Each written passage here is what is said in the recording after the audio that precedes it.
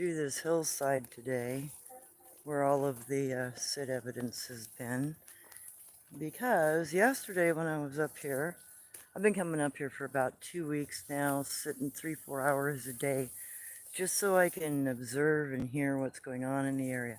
Yesterday, I got an unusual call below where the sits are down in the valley. It sounded very much like one of the recorded funny sounds from the other end of town, and one of those funny screams. I've heard it before in this area, but not often. So, the hillside, some of the trailing down, the tree with the rope, I think is that one over there. No, it's actually this one here. And then where I heard the sound from is down in here, or potentially on that hillside. So that's part of what I do as a medicine person. I go out into these areas, I sit, I listen, I watch, I observe, I note things that are different. And that's part of, how we are taught as medicine people to learn about the different cryptids. You go sit in their areas, you go try to interact with them. So on to the people and shamans. We have cultural expectations today compared to just 150, 160 years ago.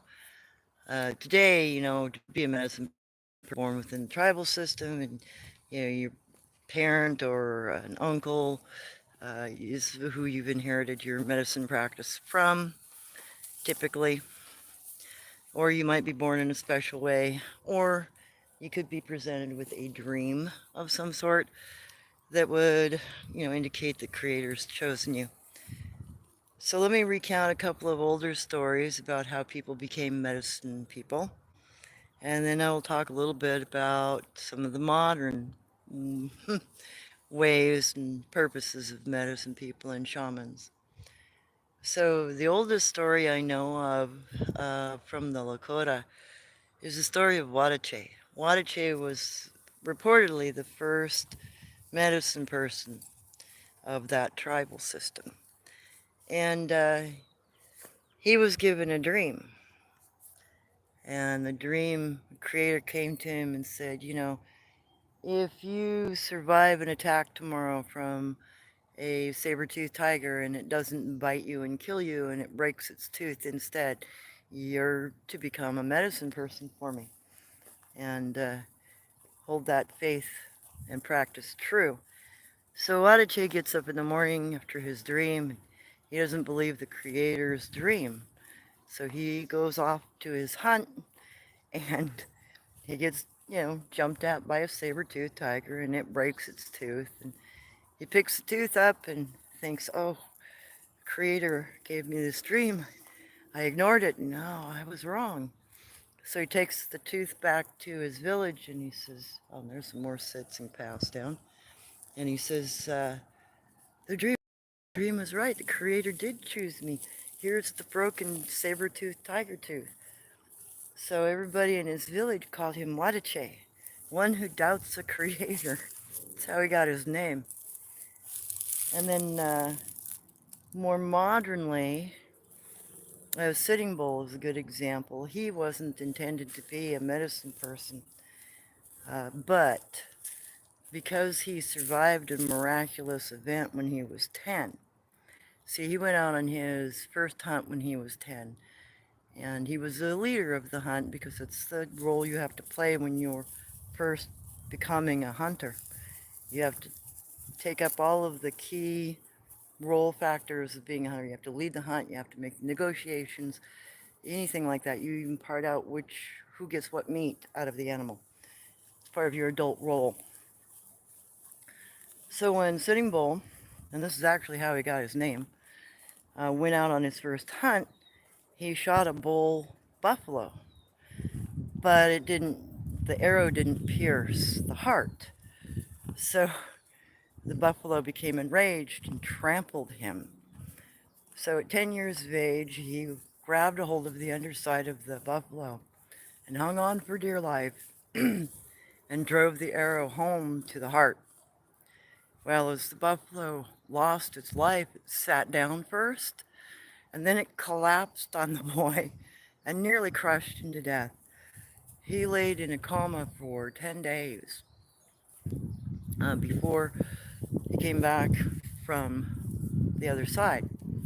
People prayed over him. His village was very worried about him. His family was incredibly worried about him. But it was seen that because he had survived, he had been chosen by the Creator to have a special path, to be a medicine person, which is how Sitting Bull supposedly became a medicine person. And of course, he was rejected for a while.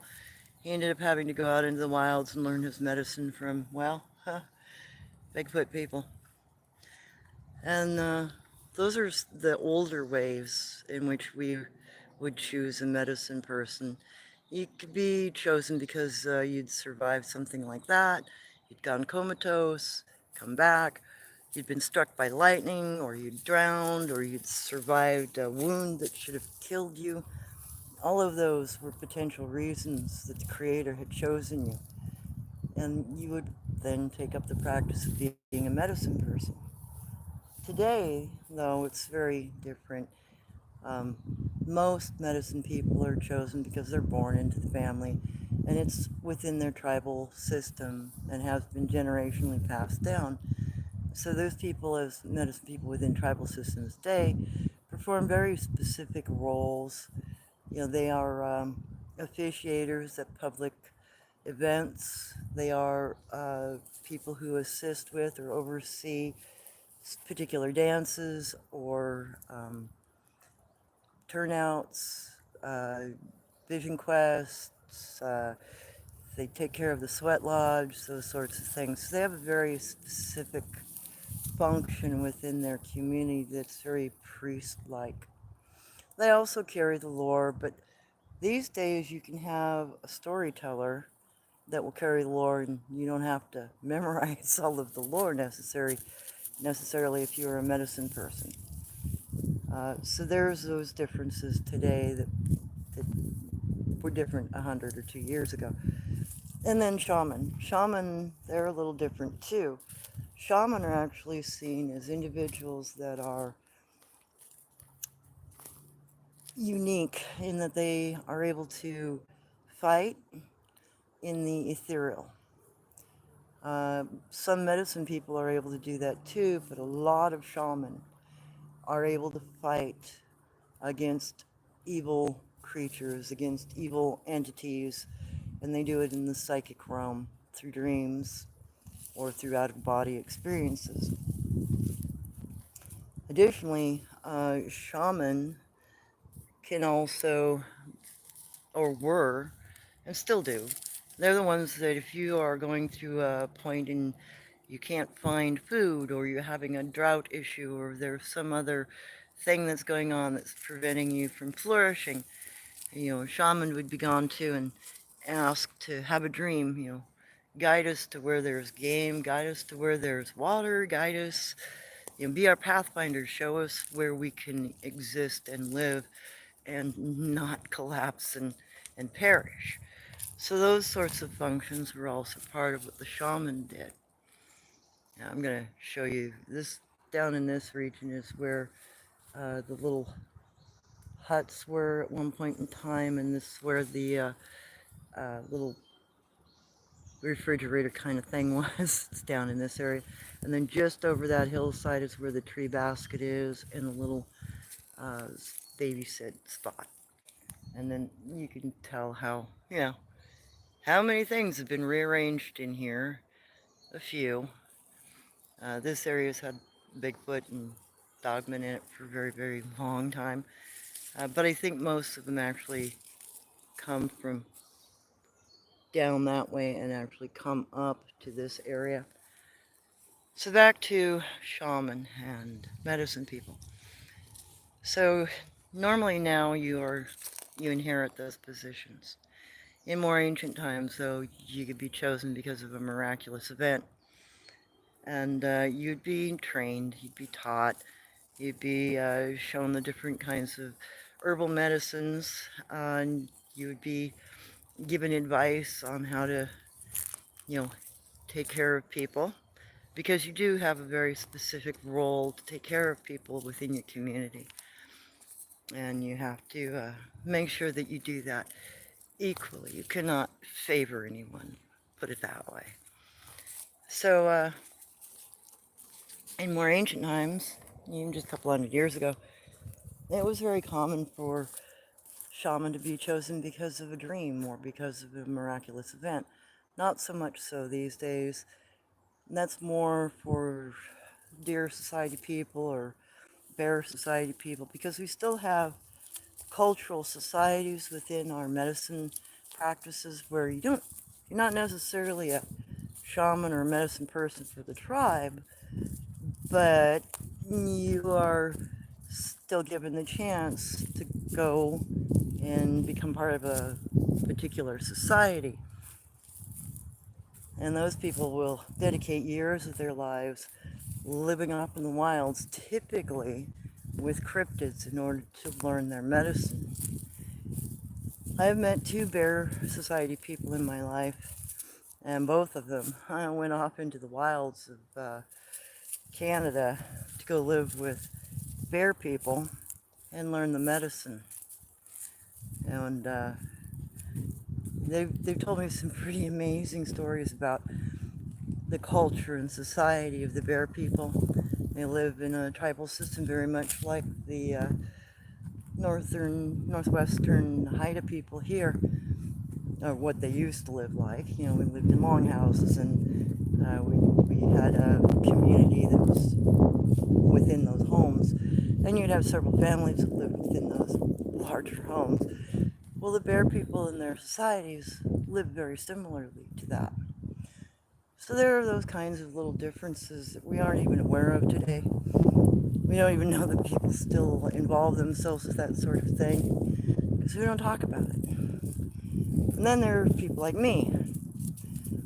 I was born in a particular way. Some medicine men today still have to be born like I was in order to be taught their medicine. I was born in two birth sacks, as was my mother and grandmother, and all the way back to Oisa. And that's how we were chosen. If I hadn't have been born in two birth sacks, I would have never been trained. I would have never been taught any of the lore. I wouldn't have been taught how to be a dog soldier. I wouldn't have been taught any medicine plants. I wouldn't have been taught anything other than, my cultural stuff. I know how to hand talk and maybe my language a little bit, and, the basic tribal lore. But in particular, the very specific lore about cryptids would have never been trained. I would have never been taught it. And if I hadn't been born, my mom would have been the last one that would have known any of this, and she probably would have never told anybody. I was always a little more brave about that. So I hope that helps answer some of the questions that people have had about medicine people and what they, what's involved in becoming a medicine person. Now, it takes a long time to learn the lore. It takes several years just to learn the tribal lore. And if you go into more detail and you deal with cryptids and stuff like that, it takes a lot longer. And then if you've got any language requirements or communication requirements or physical training, it takes many, many years. Most people train for 10, 15 years to be a medicine person. In my case, it took 22 years, and I still didn't get all of my training completed because my grandmother died too soon. So I don't have all of my training. I think my mom's training was 24 years, if I remember right. It took her to learn everything. So it's not a normal education, and it takes a lot of patience and a lot of time and a lot of dedication, because you have to be willing to live in the woods. You have to be willing to go out and walk with the cryptids. You have to be able to understand them. The only way to understand them is to be in the woods with them. And that's only if you're lucky and you don't get eaten and you pick the wrong one, you know? So that was a lot of what was taught to me, like how to identify which ones are dangerous. Don't go play in the woods with these guys, they'll eat you. Go play with these guys over here, they're much cooler. So that's most of my life has been doing that sort of thing. And I just had the absolute advantage of having the parents that I had that were open to this sort of thing. My father is a trafficker. I mean, the unusual encounters for him not the reality of cryptids. You know, once you've had your traps uprooted, bent in half, and thrown in trees by a cryptid, and you watched him do it, it's hard to believe. You know, you're not going to disbelieve them because you've seen it with your eyes. So let me get back around down to where the houses are. Let me get back around into the hillside, and I'll sit at one of these little benches and see if I can get a few questions answered. Sorry, it's been a while since I've done any kind of a live. Oh wow, there's kind of going on there.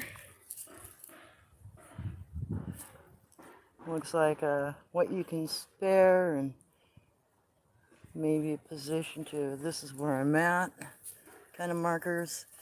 So you'll get trail talk up here and you'll get kana and kanji. Just depends on what cryptid's been through here and what they're trying to communicate to each other. Doggo. Karma. Hey, Munchkin. So if you guys have been well, my life's been pain, but I'm getting there. Oh wow, there's something unique. Got a stick in a, that wasn't there before. I've also found a new little blind area that's in a tree, and it's just one branch that's been brought down to conceal a sit in a tree. And that's new. That's only been in the area maybe 3-4 days. Just give you an idea of this location. Come on, doggo. Let me go sit for a second so I can read some questions. Each tribe has very specific that medicine people perform, very specific stories and lore that they learn usually, and it's all based upon each tribe. So there's no unilateral definition or way of training. It's all customary. So you can be chosen. Creator can choose you, or you can be born to it. Come here, doggo. All right, let me sit here for a second. Hope you guys don't mind the walkthrough. Let me see what we got for questions. Hi everyone, I'm so glad you came by to see me.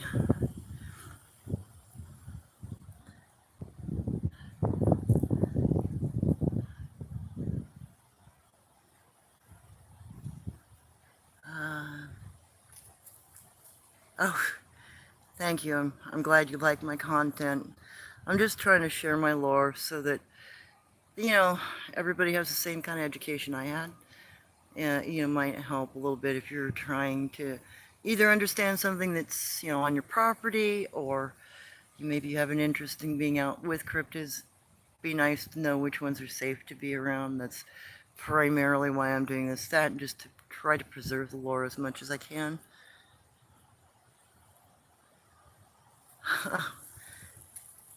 And yeah, no problem. Hey Phil, long time no see. Yeah, no problem, Amanda's. Hi, Autumn Moon. Wow, I haven't seen you in a long time. So glad you were able to join me today. Thank you. Okay, Phil went into Betterman area, saw one looking from over treetops. He's 24 foot approximately. Wow. Never known of one that big. I've heard of them being that big. Up in the Okanagan and Alaska, some of them get that big. I'd love to see a picture of a bear person. If you ever get one, please share it with us. Wow, 16 inches between the eyes. Well, some of these creatures are quite large. I know a lot of giants are quite large, and they're even supposedly some still here in Oregon. Though I've never seen one myself. Um, Subscribers sent me a picture of somebody who had taken a selfie. I think they were in the Mogollon Rim area, and there's a giant that's got to be a good 20 feet tall, right behind him, and all you see is just like from from the shoulders up, this giant's head and shoulders above a tree, which is just nuts. I mean, you can see the rest of his body silhouetted in the tree in the bush line, but oh gosh, looked like a big genie. You know, bald head, very human looking, thin neck, not the big muscular neck that Bigfoot has. So definitely a different species. Unique looking thing. Never seen one myself, so it's very interesting to see pictures like that when people present them. Don't forget to hit the like button. Thank you, Autumn. I keep teaching. I think all of us healers, teachers are talking about later energy and crazy with that. Yeah, everyone's getting affected by some very bizarre energy. In fact, I've been kind of dead on my feet for about the last week because of, I think, the energy going south recently. You know, we've had a lot of conjunctions that our planet's in, and that will affect us whether we realize it or not. Hey, Ray. Oh, you did. I hope that that is working out for you. Yeah, people have been wanting me to start doing some sort of spiritual teaching classes. I'm a little torn on that, whether I should do it or not. Um, Partly because I don't know if it can be mastered by other people, but at the same time, if it could, it might actually help people in a lot of ways to be able to master certain aspects, like control your heartbeat, control your body temperature, and consequently be able to control your aura and your energy, because those everything's attached. Everything coexists with each other physically and on the energy level, and that's something we're not really taught about these days. So I'm still thinking about that. I might do that on my Patreon if I can ever get my Patreon to function correctly. I'm still having problems with it. Haven't gotten it set up to be monetized yet. I've got one more avenue I can try to do that. I try to put up something, a first tier. I put up a design just to see if I could get it to function. That got up right, but I still don't have my link set up for payment. So hopefully I can get that resolved this week, and then I'll be able to actually post more stuff. If I did something like that, I might do like some meditations or whatnot, lead some practice scenarios, and probably put it up on my Patreon, just because it's not really appropriate for my YouTube page, since I'm trying to keep that all cryptid oriented.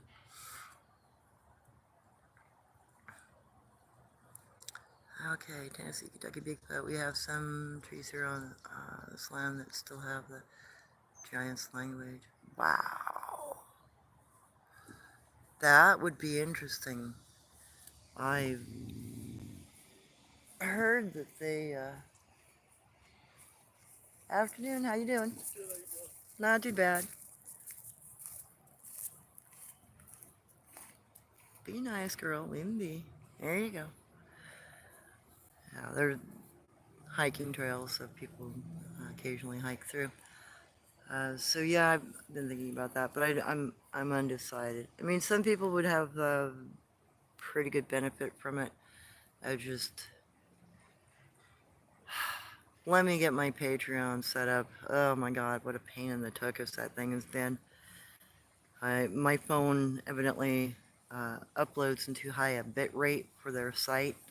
My phone uploads in 10 bit, and their site only receives 8 bits, so I usually have to wait 2.5 hours with all my links open for a 10-minute video to post on freaking Patreon. So it's a real pain. I gotta be, where I've got internet and where I'm able to let my phone stay open to do that. So it's been slow going. I'm so sorry. I was hoping it would be an easier site to use and it wouldn't be, um, hopefully it would have been more compatible with my phone. I didn't realize there was going to be these kinds of problems. Yikes, so, gosh, oh, I hope you feel better from pneumonia. That stuff is deadly. Okay, Ray, do Bigfoot sometimes travel beyond what we understand? Well, I know that my Guanche father could run exceptionally fast, so what he was doing in order to run that quickly had to have been a little different than what we experience physically. And, some do dream walk, they will walk into your dreams, so they have very similar things that they do that medicine people and shaman can do in some cases. So it's possible, very, very possible.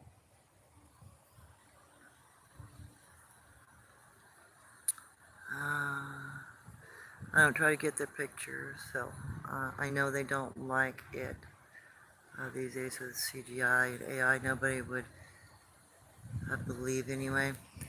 Yeah, that's exactly why I don't use CGI or AI, because it pollutes the truth. You can't have a society that is able to be honest with each other if we keep doing things like that. And, I understand people are fascinated with a new toy. Yay, but realize it's also a dangerous toy, unfortunately. And people are going to not believe a fucking picture. Pardon my French. People are not going to believe a picture anyway. Whether or not you get 1,000 of them, one of them, people just, they're all in their own belief systems. It's all about what they hold true within themselves. And unfortunately, that can be frustrating for those of us who are more open-minded and, have had encounters or even have pictures of some of these things. And, you know they're real because you've had the experience. And unfortunately, our society today doesn't hold that as value. Hasn't for a while. So AI is just going to further pollute that issue, unfortunately. So what I'm going to do is just ignore the fact that AI exists for the most part, and I'm going to continue to do what I do. I'm going to continue to take my pictures and explain things, and if anybody seriously wants to doubt me, they can walk out in the field with me, or they can take me to their research site, and I'll probably show them a whole bunch of stuff they've never seen. Because the only way to keep honesty real is just keep being honest. Simple as that.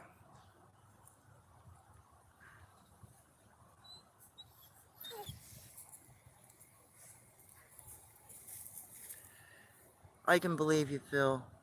I mean, when I saw that big sun-faced person that was standing 15 foot tall and had a 28-inch long track, it took me a couple of days to go, okay, no, that thing's really real. I really did see it do what it did. I really did find a footprint. Uh, they're real. So, you either accept it or you don't. You either come to terms with it or you don't.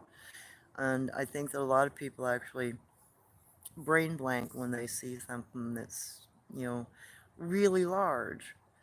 One, you realize you're not the top of the food chain anymore, and you realize how quickly things could go bad if that large creature in front of you is dangerous. Not good. Okay,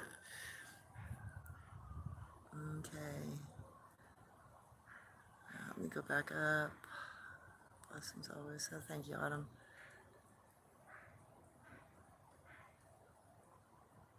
Giant stand at 20 feet. Yeah, I believe that. A lot of the descriptions I've been given from Native Americans up in Alaska say 20, 30 foot is about average for giants, depending on how far out in the woods you are and how deep out into the bigger ravines you get. They get bigger, evidently.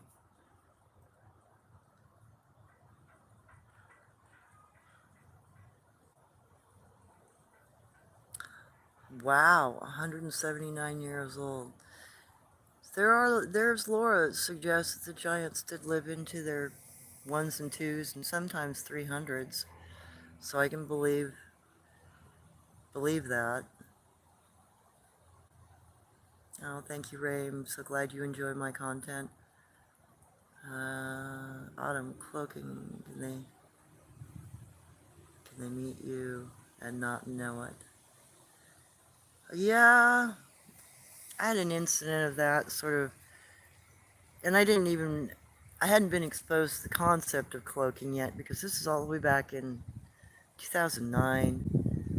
I had been tracking a female that had a juvenile, a little baby with her, a little boy that was a couple months old. He was getting around pretty good, learning to climb really well, and they had adopted a little pet. They were keeping what was it? It was a little dog-like critter, not a fox, marten. They were keeping a marten as a pet. So I'd track the marten to find where they were, because the marten would be let loose to go play, and then I could go find where mom and the kid was. So her baby had the ability to disappear. And the first couple of times I saw what was going on, I couldn't believe what I was seeing. I could watch him climb this little skinny tree that was maybe 2 or 3 inches in diameter, and physically he'd be there, and then he'd get to the top of the branches and he'd disappear. He'd look like a little shimmer, and then he'd jump back down to his mother's arms, and I wouldn't see him. He'd just be this shimmer. And for the longest time, I couldn't figure out what was happening. I'd never seen anything like that. I didn't know anything about cloaking yet. I didn't know that they could disappear that way because Jen never did anything like that. She just kind of became like you were looking through colorized plastic. She looked like a window, but I'd never seen one moving and disappearing.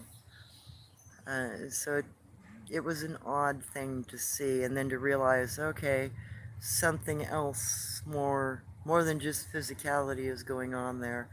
Not sure what.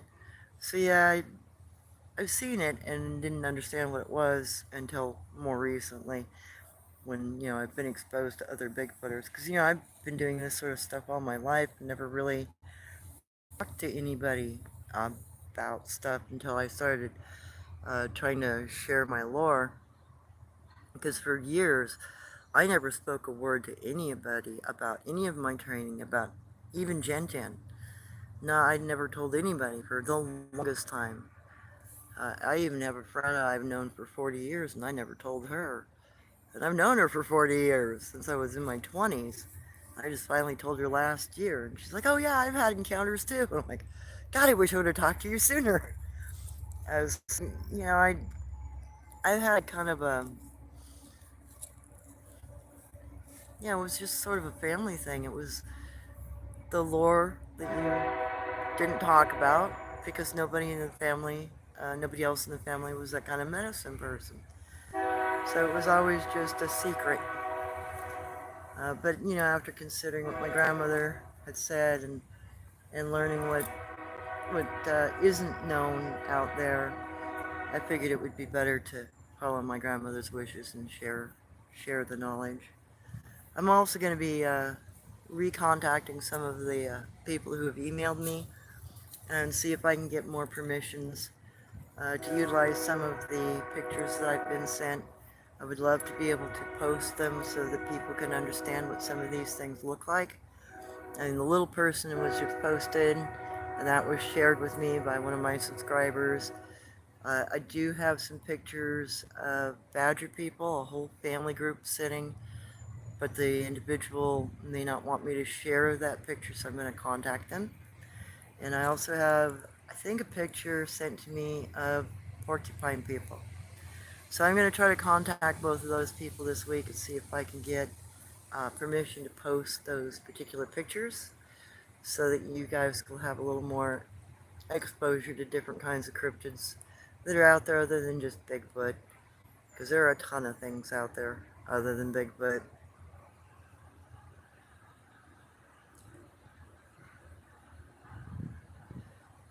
Oh, thank you. I feel better today than the past. Oh, I'm so glad you're starting to feel better, Phil, because gosh, oh my god. Yikes. Cancer is not a good thing.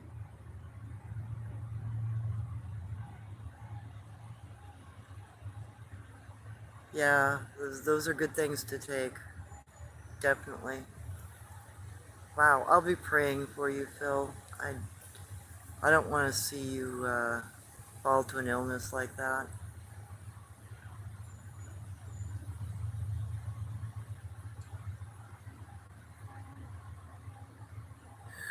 Yeah, I could believe that. I know I'd probably have a skip or two of a heartbeat if I saw something that big. Hey Trevor, how you doing? Oh, you're from Great Britain? Awesome. Tennessee, Kentucky, Bigfoot, evergreen trees like cedar, cedar doorway and green always go, yeah. Uh, Phil, a shapeshifter, also, here's fox, crow, raven, squirrel. Interesting.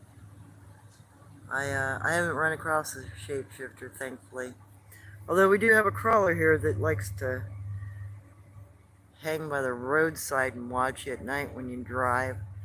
I, the crawler that came to my friend's property has been traversing up and down that roadway area along the lake's edge, and I've spotted him 3 different times now on side roads watching. You'll see his white eye shine, and you know it's not a deer because the eye shine's too high up. When the eye shine is human height, not deer height, it's not a deer. That, and you'll see the placement. He'll sit on either side of the main road on adjacent side roads at angles that you just catch him just out of the corner of your eye. I really wish I had some sort of a night camera. I'd love to try to get some pictures of him sitting on the side of the road. I'm assuming he's either trying to cross the road or he's maybe doing ambush attack kind of concept. I'm not really sure why he's trying to cross the road in that particular area, but he's been consistently in that one roadway cross section. And it's where people keep reporting they hear him. It's near one of the trail systems. There's a campground on either side. The trail system goes between, and he tries to cross the road at that trail system all the time. And, there's some other things to consider too when trying to game capture, use game cameras to capture footage. And I've thought about this a lot because I've had problems capturing footage in the past. I finally did some research. Found out that biologists that are just trying to get pictures of regular old animals for, field research, try to count numbers, that sort of thing, they use between 2 and 300 cameras just to track normal game. I'm like, if it takes that many cameras to get any kind of an accurate idea of number or type of critter in a research area, oh, that might be potential reason why you can't catch them on trail camera. That and the fact that if I can hear a trail camera key up, take a picture, they can hear it too.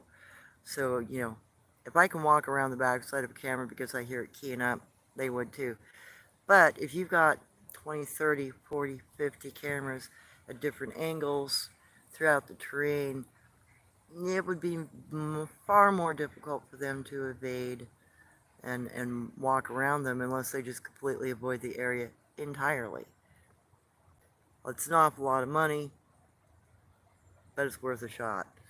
Especially when you consider that regular biologists have to set up multiple cameras in order to judge the population of the creature and, the general health of them coming through. Oddities that we hadn't thought of before. How many cameras does it really take? Other than just sneaking up on them and trying to take pictures of them, which is what I do. And I've had some success. That's obvious from the, baby pictures and some of the pictures of them up in trees and whatnot. And I have found two locations where I'm getting knocked at pretty consistently. But I'm going to have to go back out and spend some time in those areas, see if I can record more of the knocking. One of them's an area I've already put some information up on. That was the last 3 taps, and I'm like, oh yeah, they're here, and there's blah blah blah. I'd actually gone up the mountainside and had gotten an uneasy feeling on the roadway I was on, up on the logging road, and I'm like, I need to get the heck out of here. Something's not right. And there was a lot of stuff that had been pushed over the roadway because I'm like, oh, something doesn't want anybody up here. And I turned around, and then I don't know. I probably went down a good half mile before I stopped, just to kind of fall back out of their territory. And once I stopped, it didn't take them. Yeah, I was maybe there 5 or 10 minutes, and all of a sudden they're knocking up hillside, and I'm hearing critters coming down hillside. And people are still driving by and doing their off-road stuff, not even realizing there's cryptids knocking in the woods behind them. So I'm going to have to go back up there and see if I can get more of a reaction or interaction, hopefully, not so much of a reaction out of that group, and see if I can get any sound recordings of them doing their normal routine. Because I think that's a lot of what we're missing. We get the reactionary knocks and the whoops and throwing stuff, but we don't get the regular behaviors, the small sounds, and their communication behaviors. We don't get examples of that from people because researchers don't focus on that sort of avenue. Maybe they don't realize they can. So it'd be nice to be able to, okay, baby. Yeah, it'd be nice to try to give some examples of that sort of thing. So if there are any more questions about medicine people and whatnot, please feel free to ask, and I'll do what I can to answer those questions. Okay.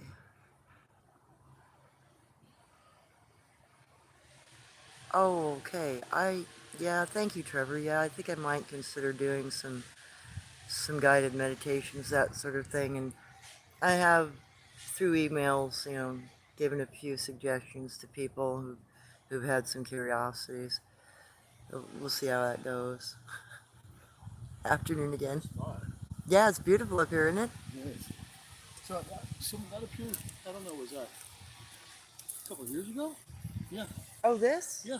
Oh, yeah, this has been up here. This little bench has been here since the 80s. Yeah. That's when they put it in. But a lot of people, it gets overgrown. They don't notice it. Every once in a while, That's what it was. It was buried for a while. Yeah, every once in a while, the Parks District will remember it's here and they'll unbury it. Such a nice bench because. Oh, I know, isn't it? Oh yeah, I mean, I'll lay on it somewhat, kind of. And Oh, for yeah. some reason, it just like straightens my back up. Oh, And yeah. it heals it for some reason, because I used to Well, do what these guys are doing over here. That roof, they're doing. oh, yeah. I used to do that kind of stuff for 20 years. That will definitely give you back problems. I'll let you have the bench. I love this thing. It's a beautiful natural bench. And now this one curves right here at the end. Oh, yeah. My mom and I used to come up here and we would have our picnic lunches on that bench. Oh, wow. Yeah. So you've been coming up here for a long time. Oh, yeah. I've been up here since, well, when we still had the totem pole up here. And that's been taken. It was getting wobbly. Yeah. And then all of a sudden I think they took it out because it was kind of dangerous or something. I don't know. Yeah. That was put up to represent the Willamette tribe. Yeah. Yeah. from here.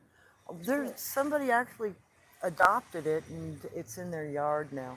Really, that's cool. Somewhere over in the university district, because I Uh-huh. remember seeing it as driving by, and I'm like, Oh, that's good. thank God it's still Oh around. yeah, thank God, because those every one of those little symbols like mean something. You know, I mean, I inhaled something when I kind of knocked a blackberry Uh oh, a right lot when of I did the blackberry. pollen up here. Something went in. Yeah, I was like, oh my gosh, this time of year only. Oh yeah, I know. My allergies have been killing me for this Me last too. couple of days. Like it's been like Just sneezing, and horrible. then like my eyes been hurting. Like right here, I've been wanting to itch them, but I'm not. Oh You yeah, know, I've been having this whole I can't breathe at night. yeah. Me There's too, just huh? So too I'm not many. the only one. I'm glad. No, there are quite I'm a not few of glad, us. but I just other Quite a people. few of us having that problem because Yeah. the pollen count's been up 1,700, Gosh. way more than normal. It's been Yeah. just crazy amount of blooming that's The happening this year. vegetation has really taken off. With Mm-hmm. that rain that we got, that was amazing. Like everything just like green, Oh yeah. and now it's drying up. Unfortunately. I know. Well, I'm in It's still the. green here though. Thank goodness, Oh and yeah. it's still cool on this side of the hillside. Thank gosh. I know. That's why I like the forest. Like it's just a different. You got more air, oxygen, Oh and yeah. cities. I mean, it's amazing. You can find places like this that are right next to the city. Some people don't even know they're there. You know. Oh, I know. I'm so glad that a lot of people don't realize this one's here. I know. Me too. It gives some privacy and Exactly. a breath of fresh air in a crowded situation, you know. True. Like you pass by here, seems really nice. Oh, People yeah. run into out in nature. It's like they seem nice.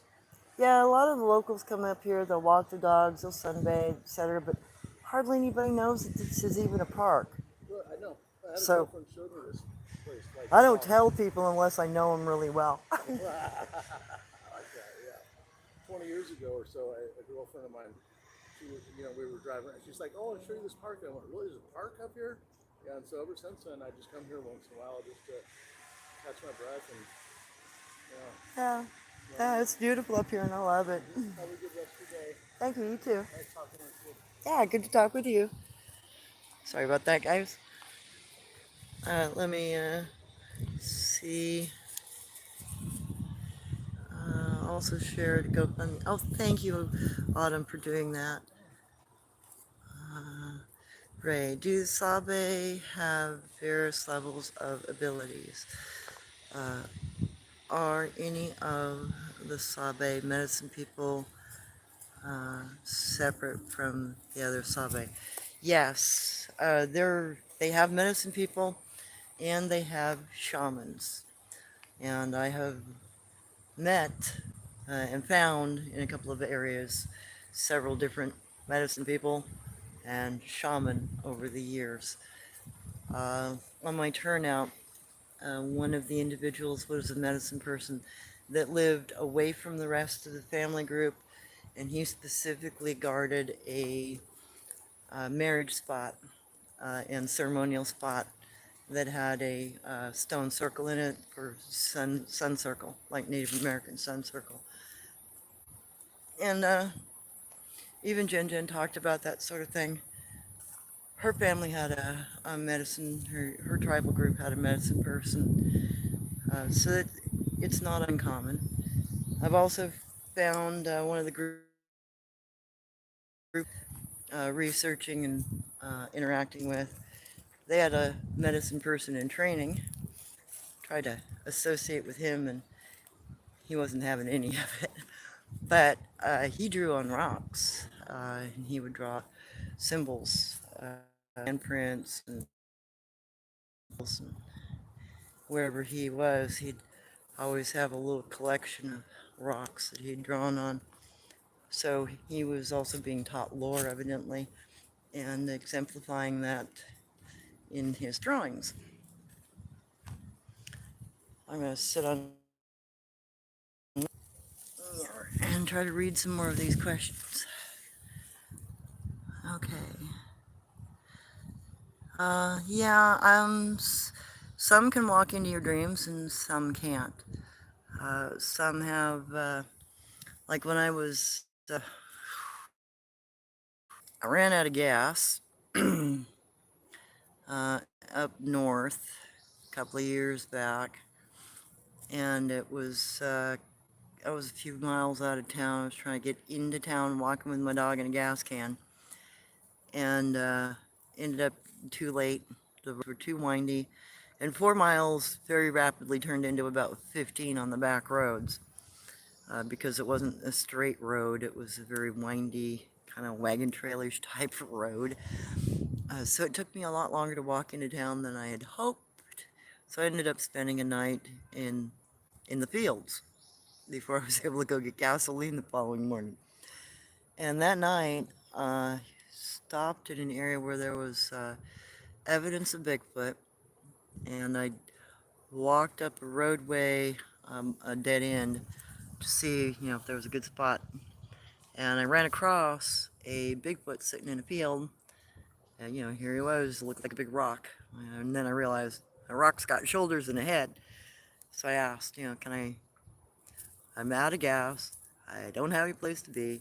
Can I please stay near you? And will you help me? I ran out of gas. And then that night, we ended up with a storm that rolled in.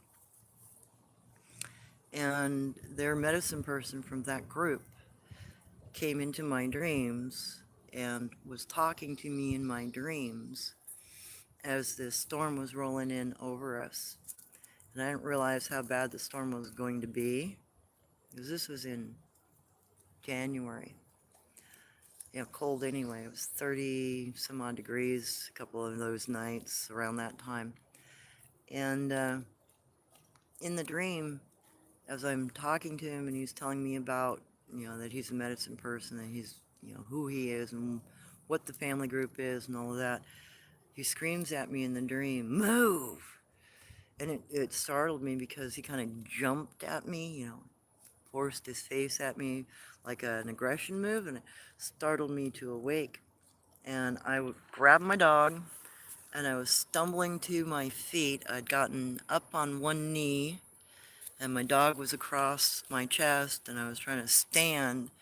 And then the field next to me, like 30 feet away, got struck by lightning. And we got, finger struck because the lightning traveled across the rainwater that was in the soil and just nailed both of us. And I think I probably would have been far worse off if I'd been on the ground than standing. So I think, he may have saved my life by doing that in the dream. So there are different levels of their ability to communicate with you, just like any medicine person. So there's that to keep in mind. Crawlers, dark cryptids, evil. Yep, definitely the case. Crawlers are not good. And we've been trying to get some footage of that crawler because I figure he's probably not going to be. He may not pay attention and he's not in the area during the day. So there's no way he could see us putting the camera up. So we've been trying to catch footage of him. But so far it doesn't seem like he's been back yet. Hopefully he'll come back. Uh, and hopefully he won't notice that the camera's there. Phil, the knocking on my back door in my house resumed a week ago. I just stopped about 2 years back. Ah, yeah. Well, I know that Jin Jin knocked on our house when the Gugway was getting too close to it. So for us, the knocking was a warning saying, hey, bad guys coming up on the other side of your home. Be aware. You might have something else like that going on, or it could have been that past experience that you had that caused that sort of thing. Okay, Summer, how do you get in the state of receiving the tracking wisdom, signals, and knowledge? Well, I was taught it, so for me, it was my everyday life. Um, as far as being able to go out and learn it on your own, I would suggest trying to stay in an area and observe the area for as long as you can. like what I've been doing with this particular area. I've been coming here every day before work and spending several hours just so that I can note the differences and listen for anything odd, or look for oddities like the rope hanging in a tree that isn't attached to anything but it's wedged in real good. Uh, so you kind of have to just attune yourself to an area. I would say probably sit in an area and listen to it, watch it, notice what's around you. Note the differences. Does anything change? What is the change? Why is there a change? Like on this hillside, like I said, there's now a little branch that's been pinned down with another branch over, I think it's a fir tree over a sapling tree of some kind, like I think it's a maple, little maple tree or something. So it's two different leaf types, and the fir tree branch is pinned into the other tree, and it's meant to create a little blind spot so that something going up or down the tree behind that branch won't be noticed. So you kind of have to watch for little things sometimes. Other than that, I would say, learning to track will help. Learning to identify the difference between, bear sign, cougar sign, deer sign, that'll help you out a lot. But this whole concept of we're just going to go out in the woods and feel our way to it, you have to be very careful about doing that because there are cryptids out there that are not good. The redbone people, they won't tolerate you. They won't tolerate me. Um, they're very dangerous to be around, and you have to be very, very careful in some areas. So it would be better that you learn what's in the area. Take some time to observe the area, figure out what kind of creatures in the area before you commit yourself to go camping or spend a night there. Always better to figure out what you're camping with if you can. Now, some are definitely bad, Lisa, and they are bad because it's what they are. Some of them are still cannibalistic, sort of like the difference between Homo erectus and Neanderthals. Some tribes of both of those cultures were cannibalistic, but not all of them. So you have that same sort of thing going on with cryptids. Some of them are cannibalistic, but not all of them. And you have to be very careful of the ones that are cannibalistic because there's a good chance you might disappear.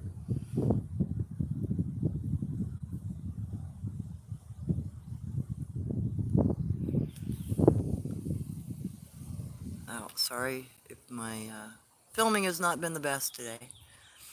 I started meditation prayer 35 years ago, morning, night. I think it's been into potential. Awesome, Phil. Okay, Lisa, do you know if any birds that would make that cooing noise you have talked about? Oh, the oh. There, as far as I'm aware, there aren't any birds here in the United States that make that particular sound. There are a few in, I think, Australia that might make a sound like that, but not not here in the United States that I'm aware of. So if you've got that funny little oh cooing, you probably have a Bigfoot trying to propose, because they'll coo at you to propose. And that's something that, I was taught to deal with. You go out, you tell them no, no, can't be part of this, don't want a mate, don't need a mate. You have to be aware of those sorts of potential dangers as well.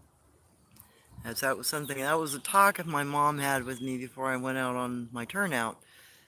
She said, not only do you have to worry about potentially being eaten by the sun-faced people, because they'll cannibalize you or try to imprison you, you also have to be concerned that one might want to have you as a mate.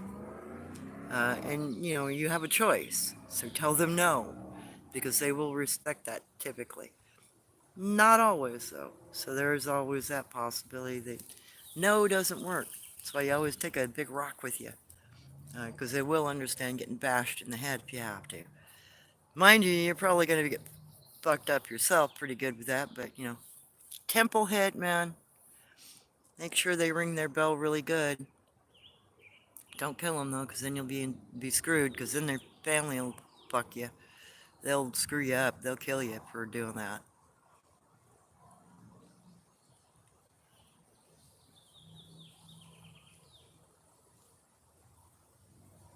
Well, Lisa, I would definitely try to get a recording of that cooing sound. And if you have a chance and you do get a recording of it, I would love to hear it because I can definitely tell you whether or not it's a Bigfoot cooing because I've heard it a couple times in my life. And I'm very familiar with what the sound is. You know, just a, oh, just a, I can't even do it. My mouth is too dry. Oh, there it goes. Oh, just a little coo. Oh. And like I said, I'm not aware of any birds that make that particular sound, and I don't think there are any animals here in the United States that make that sound other than Bigfoot.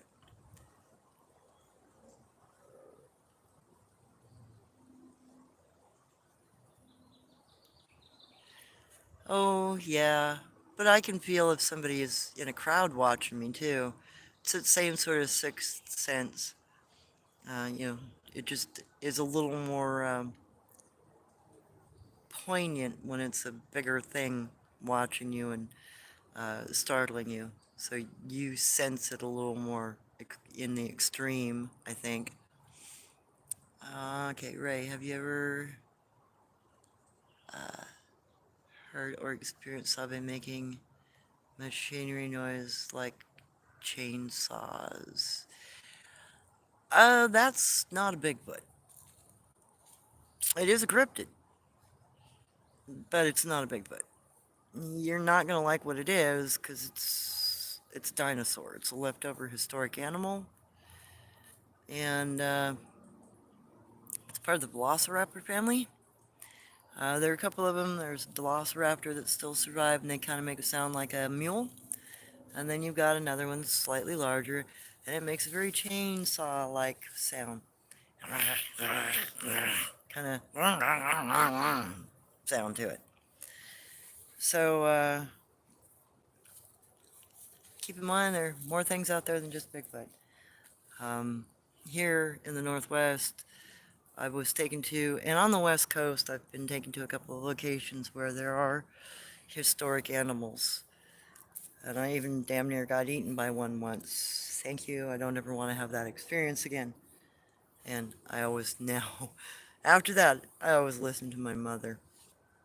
Because she put me out swimming in the ocean with something that could have eaten me, and I got stupid and dang near got eaten. But it definitely confirmed for me that that particular creature, historic animal, is still in existence. Though they may be in small number, they're still around. So some of the sounds, and I've also noticed that in some of the recordings of Bigfoot sounds, like some of the sounds, yeah, some of the sound recordings have got more than just Bigfoot in them. And I know it because I've heard the sounds and I've been told, you know, this kind of creature makes a sound, not a Bigfoot.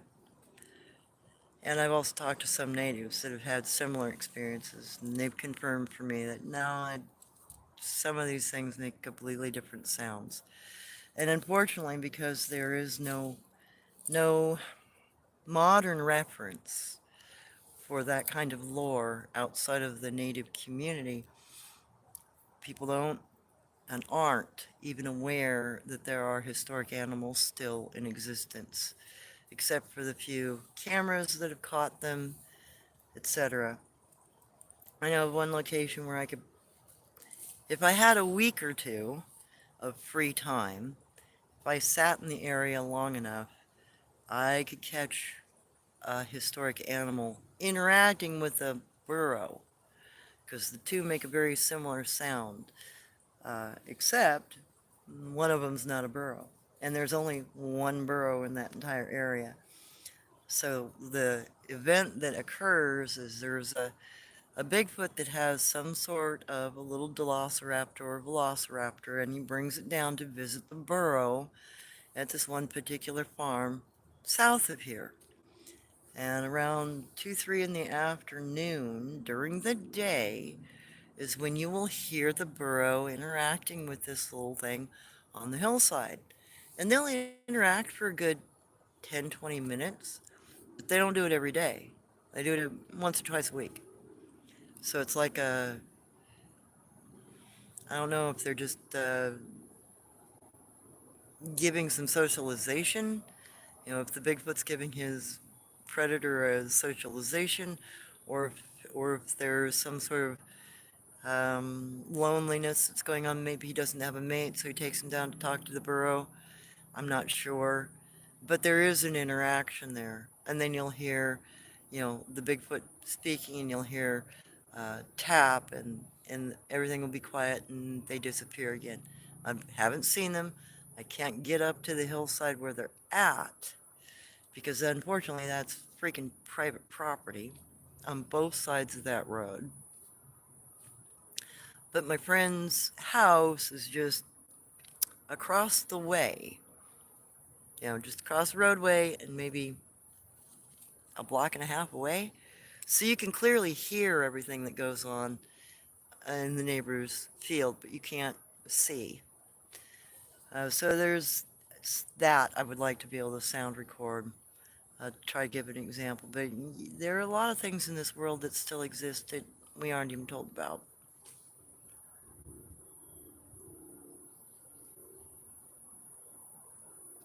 Uh, it's good that you trust your intuition, Phil. Always trust your intuition. Your intuition will save you more times than it will harm you.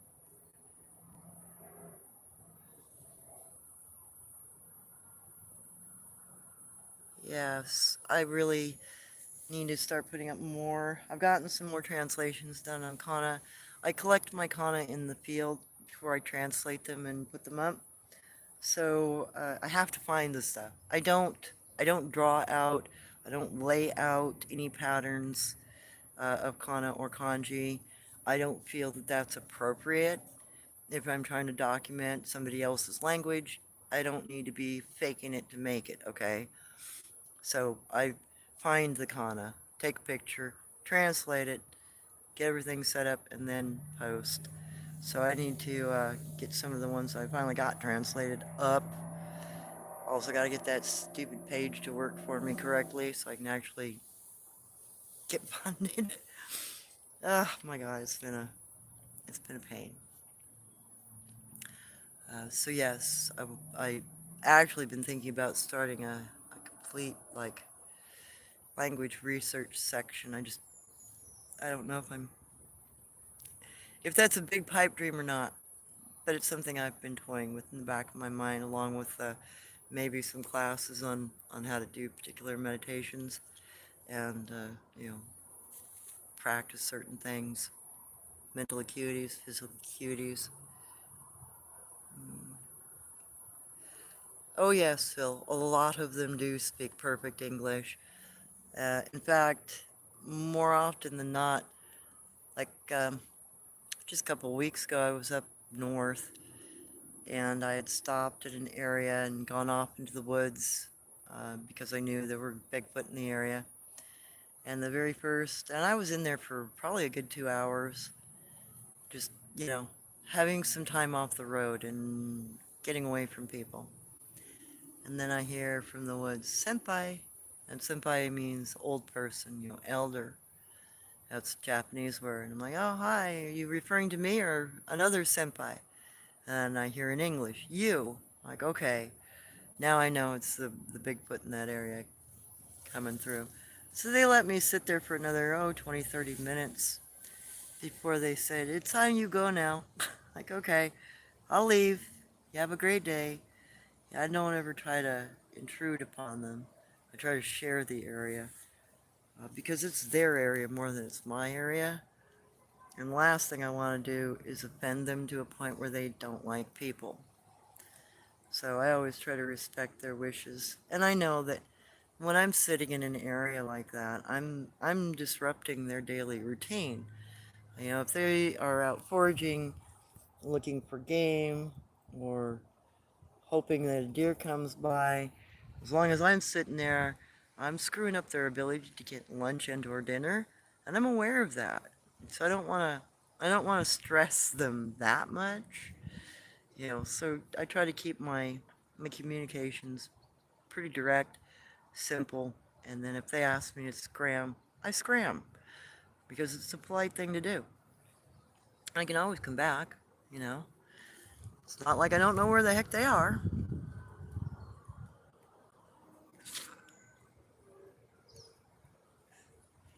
Okay.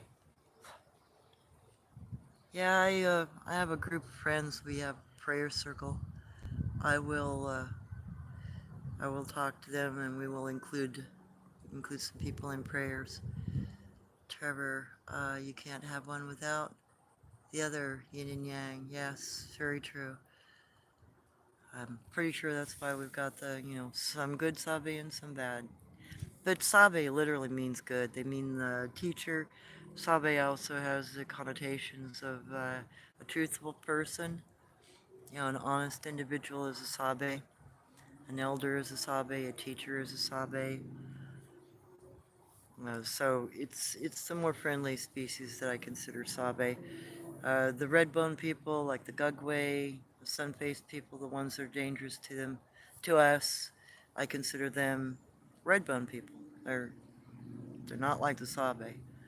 And I always try to keep that definition so that, you know, maybe it'll click with people that they're not all equal, they're not all alike.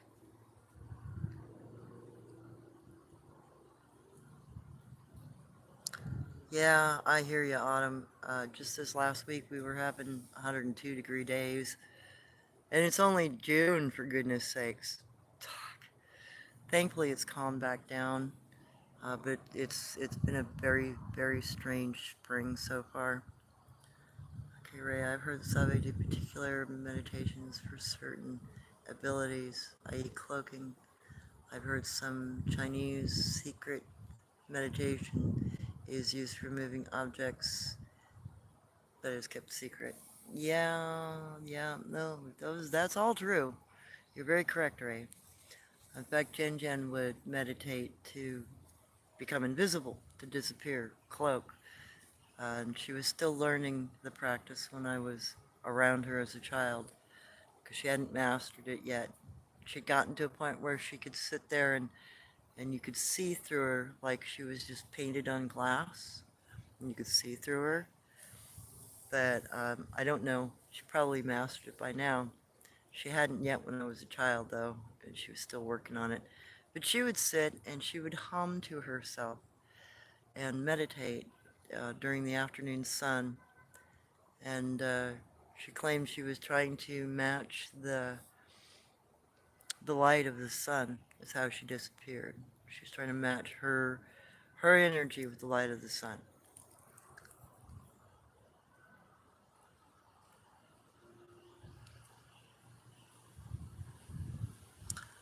Autumn, they say they can rip time and enter our dimension that way. They go missing. Second you see them, they go back to their world in the Orion Belt. I don't believe that for 1 second because Jen Jen slept on the ground. I would go in and wake her up in the morning. Hey, wake up! You slept in too long. I want to play. If she were going into some dimension, I wouldn't have been able to do that. And every place that I've ever been, they got a bed system. I've been shown more than one bed system. Yes, they can cloak, they can disappear, but they don't go anywhere. They're still physically exactly where you saw them. They're just invisible to your eyes. They don't go into another dimension. I know a lot of people believe that. It's not been my experience, though. Nor is there any lore about that sort of thing. There's lore about them stepping into trees because the tree is hollow. There's lore about them stepping into rock faces because there's a hollow cave and they've got to cover on it. There are plenty of stories like that, but there's no lore about them walking into another dimension that I'm aware of, nor have I ever seen it. Maybe it's because people aren't used to interacting with them. Maybe they're not used to the abilities they have of cloaking. But they literally don't go anywhere.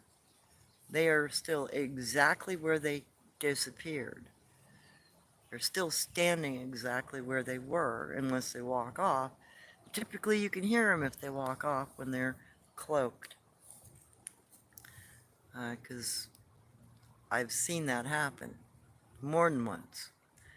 But no, they're not. They don't go anywhere. They're not from other dimensions, and they don't travel in spaceships, and they don't live in Orion's belt. They all of their lore, Jen Jen's lore, and Uncle Ong's lore, and my grandmother's native lore, all says we came from here, as did they. They were some of the first people ever on this planet. We're the later arrivals. We're their children. And no, they're not Niflham. I don't believe that stuff either. Y'all are welcome to believe that, but it's not been my understanding. Niflham have 6 fingers and toes.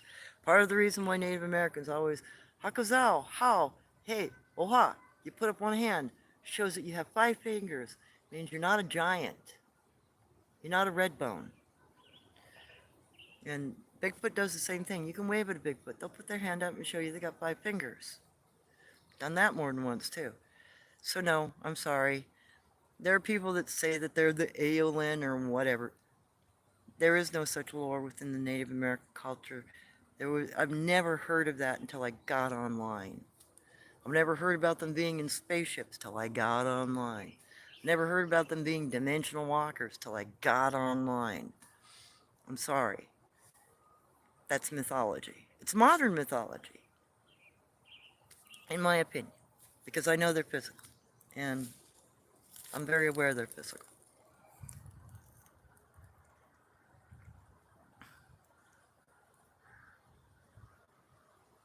Hey Ben, good to see you. Sorry it's been a minute.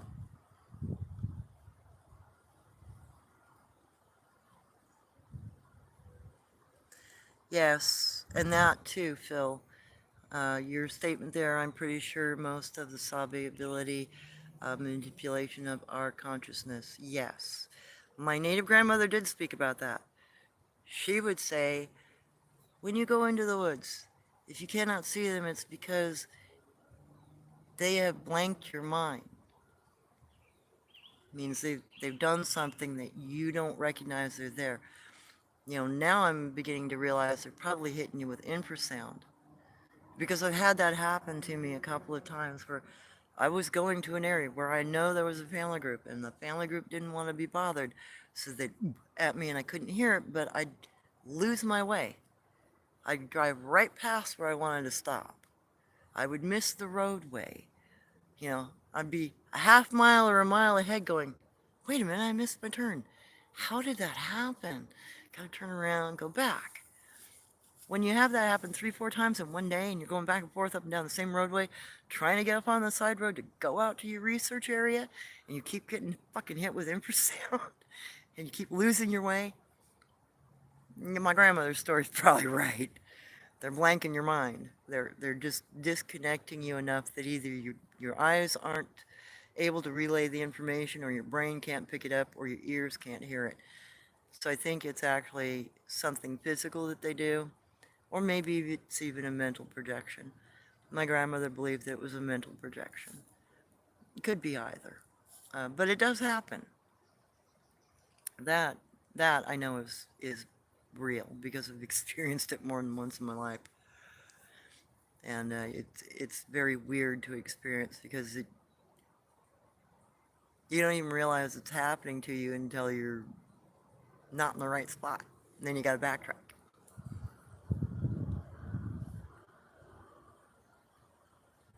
Yeah, it's not their only ability, that's for sure. Yeah. Well, Jen Jen talked about, coming from Jin Jin talked about coming from the Great Pollywog Pond, where we were all originally little, life critters in water. And even our anthropological record shows the same thing. All life started in water and then crawled out of water and grew legs instead of flippers, etc. So their lore says the same thing. So I would say our scientific understanding is probably closer to their understanding of themselves than we realize. And, even Uncle Ong's reincarnation dreams, he remembered being a pollywog in the pond, another little creature, ancient life form in an ancient ocean. And he had many lifetimes that he told me about living in the great primordial ocean before even he learned how to walk and become a land mammal, as he said. So if his reincarnations, if he could remember that, I would tend to believe that. Simply because why should I doubt somebody else's understanding of themselves? There are plenty of stories around the world about reincarnation. There are plenty of stories about being one thing and then being a different thing in another lifetime. So, some of it's become dogma karma associated, but it might just be how we actually developed on this planet originally. Maybe it's just a state of consciousness and whether or not we go forward.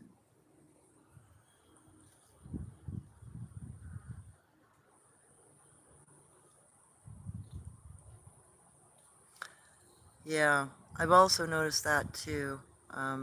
Phil, people not being able to see a Bigfoot even though it's standing in front of them. Um, I think that is one of two potential things happening. Either either the person cannot recognize the shape. Now, the reason why I say that is because today there are still some cultures that cannot recognize the color blue. They consider it another form of green. So part of it might be brain development. Uh, you maybe the person's that portion of their brain is not developed enough in order for the information to accurately translate. It could be memory based. Because if you don't have an instance where you've had an interaction with something before, you have no memory of it. If you have no memory of it, you can't paint a picture of it. So it might be something like that that's occurring. And I've shown people pictures of my cryptids, of things that I've taken pictures of. Some people could see them very easily. Others, even with a magnifying glass, they can't see it. And it's either because their brain cannot comprehend it, or they are in the back of their being so terrified of what the potential is, they don't want to see it. That's the other possibility. You could be purposely, though unconsciously, mind blanking yourself out of fear, not realize it. Uh, I kind of went a little bit through that the first time I ever saw the dog man because I had to do a double take. I'd gone out to put my window back on my yurt because my roommate had told me, dog man just ripped it off an hour before you got home. I ain't going out there to put it back on. I'm like, yeah, it's your fucking mind. There are no such things. Stepped out and I walked by him because he was just 15, 20 feet away from me. I could see him out of the corner of my eye, and all I saw was just a shadow. So I thought it was a person standing there. I didn't register that it was a fucking upright walking dog. So I put my window back on, and I get this, what the heck? There's something over there. And I turn and I look. I don't see anything. I look again, and then my brain finally went, oh, there is something there. There was something standing next to the tree, leaning on it. And it took me a minute. I had to look at it. I had to, try to work out in my head, what am I seeing? Okay, it looks like a person. It's leaning there, arms folded, and it's got its legs crossed. It's a very human looking pose, but it doesn't look human. Yeah, it took me, I even walked a little further towards it after I put my window up. And that's when I realized it was a dog man and went, oh God, I gotta go inside. I'd never seen one before. So it took me a good probably 3 to 5 minutes while I was putting my window back on to rationalize in my head and actually let myself see it, even though it was fucking standing right there. Yeah, it took me a minute before I was able to go, oh, okay, it really is there. And then hearing it walk by the yard after I went in, that really convinced me. Because it went by and laughed like a freaking hyena. That's why I put the hyena sound up, because that's what dogmen laugh like. They laugh like a spotted hyena. Took me forever to find that sound bite because I didn't know what kind of critter to look for. I didn't know that dogs could laugh until I found the spotted hyena's laughter. And the whoop that a spotted hyena makes is very similar to that of a dog man. Like, eerily similar. So those are the reasons why I put those particular little sound bites up and the jaw snapping that dogs do. Because all three of those sounds are sounds that dogmen make.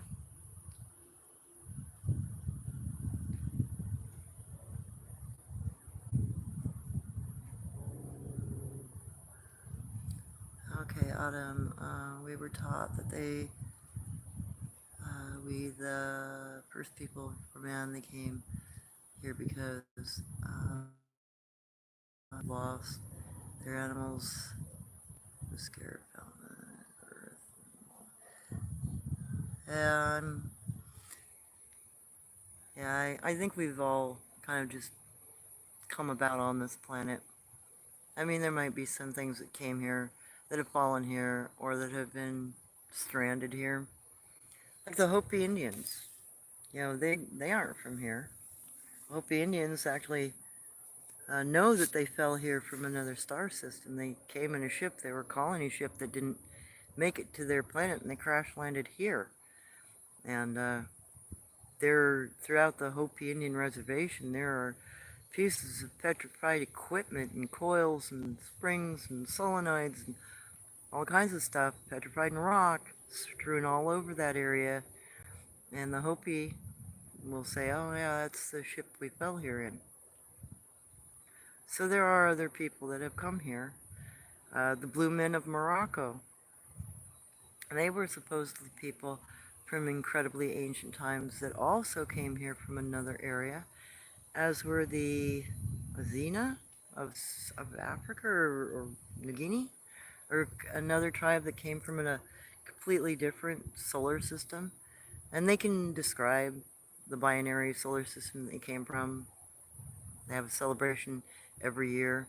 So there are plenty of cultures that may have come here from elsewhere. Uh, but I think a lot of us were also just born here, created here. We've always been here. We've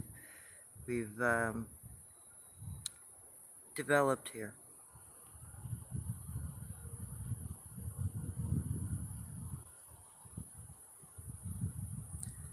There are plenty of different kinds of things to develop. I mean, wind walking, then, you know, I have a little easier time of doing that sort of thing because I was born into birth sacks. The ability to disappear. I know sometimes I don't show up on film. So meditations can help you learn those sorts of things too. But you know, being born in a double birth sack makes it a little easier because people like myself are considered to be individuals that walk between the worlds. We're not seen as being completely physical beings because we were born into birth sacks. We're seen as existing part in the spirit world and part in the physical world. And we supposedly can traverse between the spirit and physical without much effort.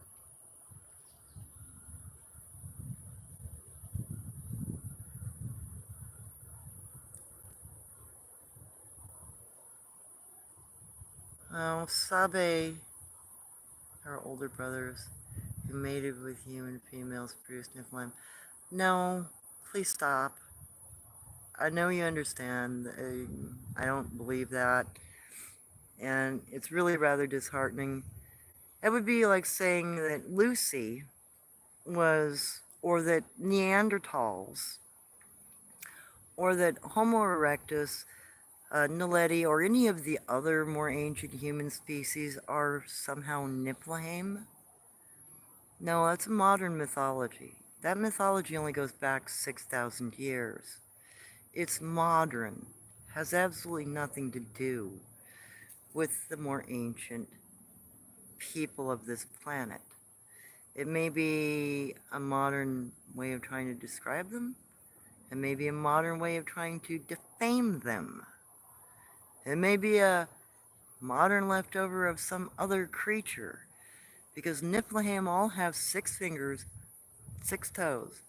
The Kandahar giant is more likely a Niflheim than a Bigfoot. Bigfoot are not related to them. I wish people would understand that. It's very frustrating for those of us who actually understand this lore at the level that we do. It pollutes the understanding to think that they're Nephilim. It also keeps the same kind of prejudice that Native Americans have been having to deal with for the last 200 years when speaking about Bigfoot.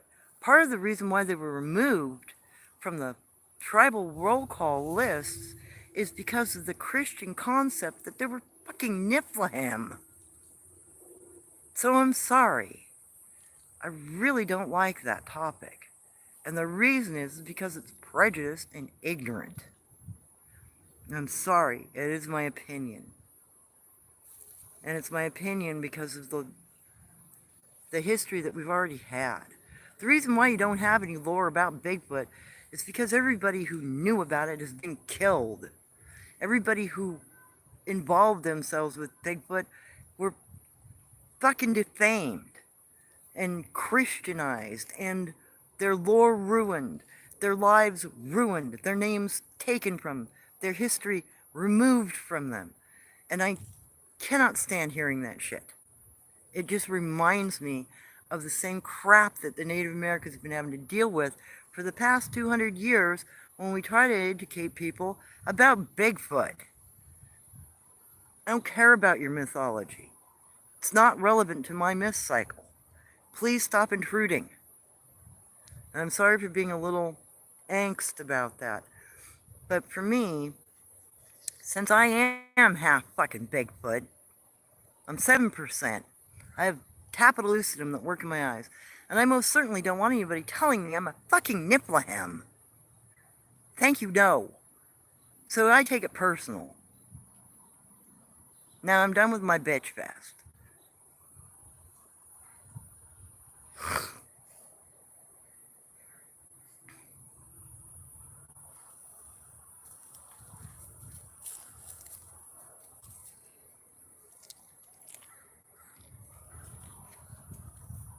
I know I've had a couple of close crawls with cryptids. I dang near got intruded upon by a crawler. And the gugway on our property could have freaking killed us at any time. And that was about 8 months of an onslaught there. Hey, what does it take to become a shaman? Well, the creator usually has to give you a dream, at least according to native tradition. The creator has to give you a dream to tell you that you are a shaman. And or you have to have some sort of special abilities, and you have to go through a bunch of initiations and lore training and all kinds of unusual things. Before I was able to learn the Maya lore, for instance, on my mother's husband's side, or my grandmother's husband's side of stuff, I had to go through some of the Maya traditions. I had to be bitten by a vampire bat, for instance, before I could be even told the lore. So there are certain traditions you have to go through. And some of them you're not going to want to go through. You know, you're not going to want to be bitten by a particular animal that could be rabid or have a disease, etc. But if you want to be a shaman, if you want to know the lore, if you want to know those practices, if you want to be a medicine person, you will go through that. You have no choice. Otherwise, you won't be trained. And it's sort of like me. I had failed at any one of my tests because I got regularly tested.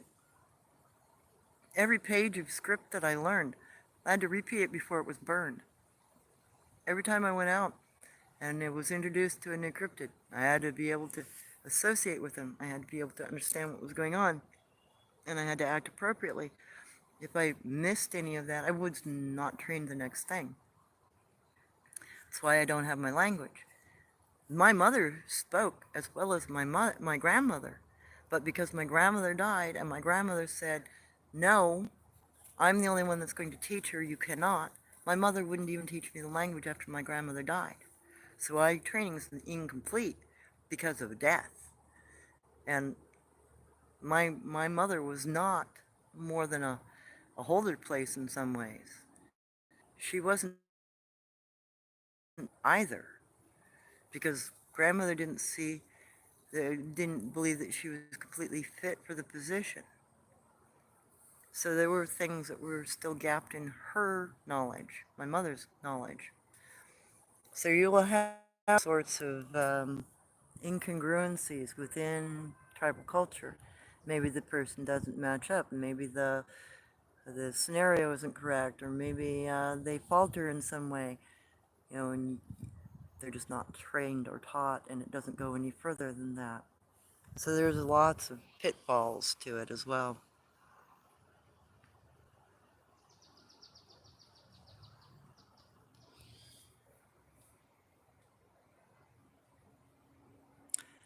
Do you know, Barax, do you know what ended up happening to the Gugway that was raping the female squash that you grew up with?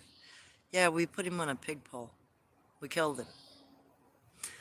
So, um, when Jen Jen had been strangled and her larynx had been broken by the Gugway and she was no longer able to try to scream for a mate, which is not their normal practice. That is only done when there is no other recourse. I started screaming in her place. I started making her calls in order to attract a mate because I knew she'd never get away from the Gugway if something bigger and badder didn't come along that could interject on her behalf. And it took me probably several weeks to attract Guanch.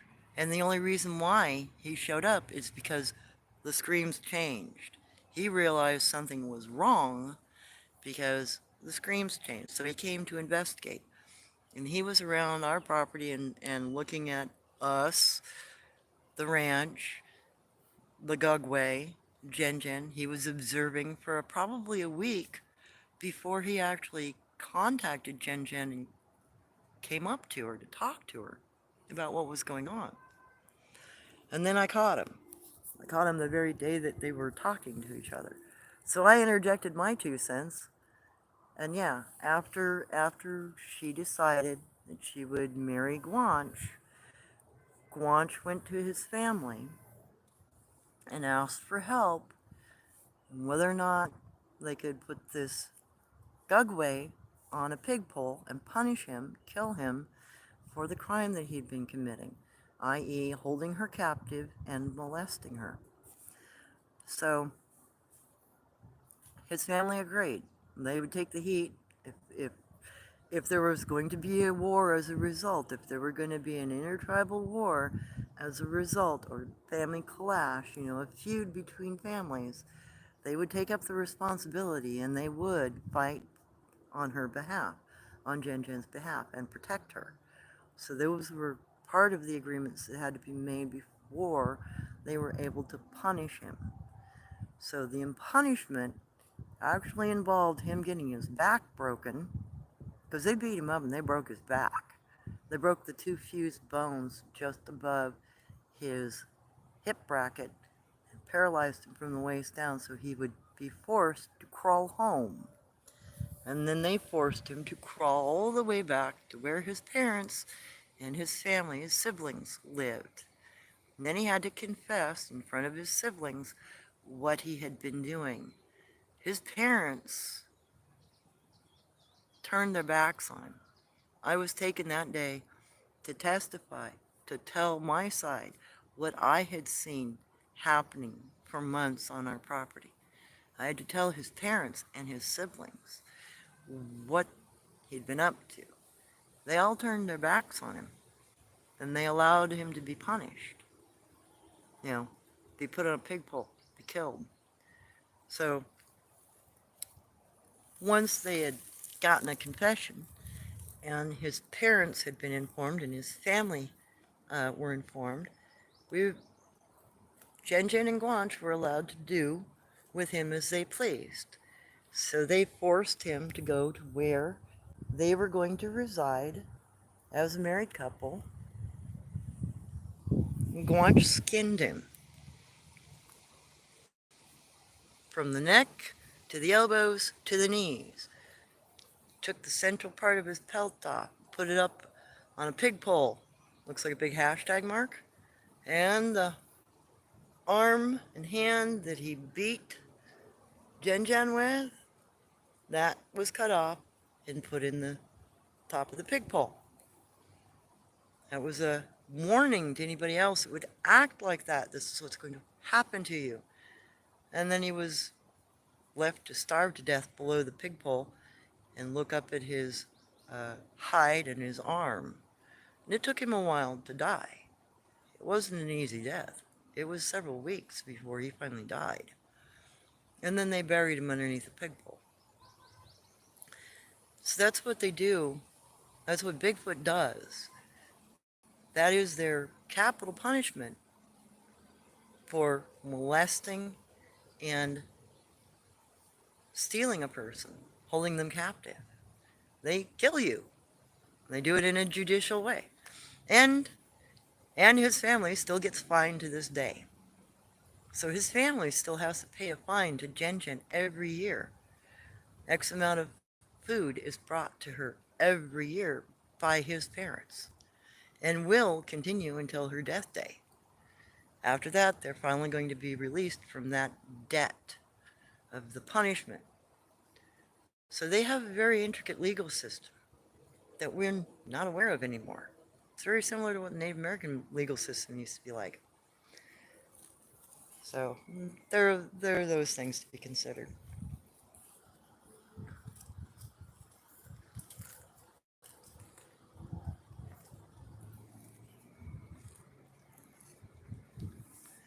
Funny stories about becoming medicine men. I do know of one funny story, but not really funny. One of the native medicine people I know of, the way they became medicine people is they were presented with a dream. And his great great great grandfather was presented with a dream. He was told that if he'd seen a raven's breast laying in the pathway when he was out hunting, he was to become a medicine man and name himself Raven Breast, which is exactly what happened. So it's unusual stuff like that that occurs within the communities, native communities. They're a little different. You know, we accept things kind of at face value sometimes because you're expected to, and you know it's truth because the Creator gave it to you. Now, let me read some more questions. Um,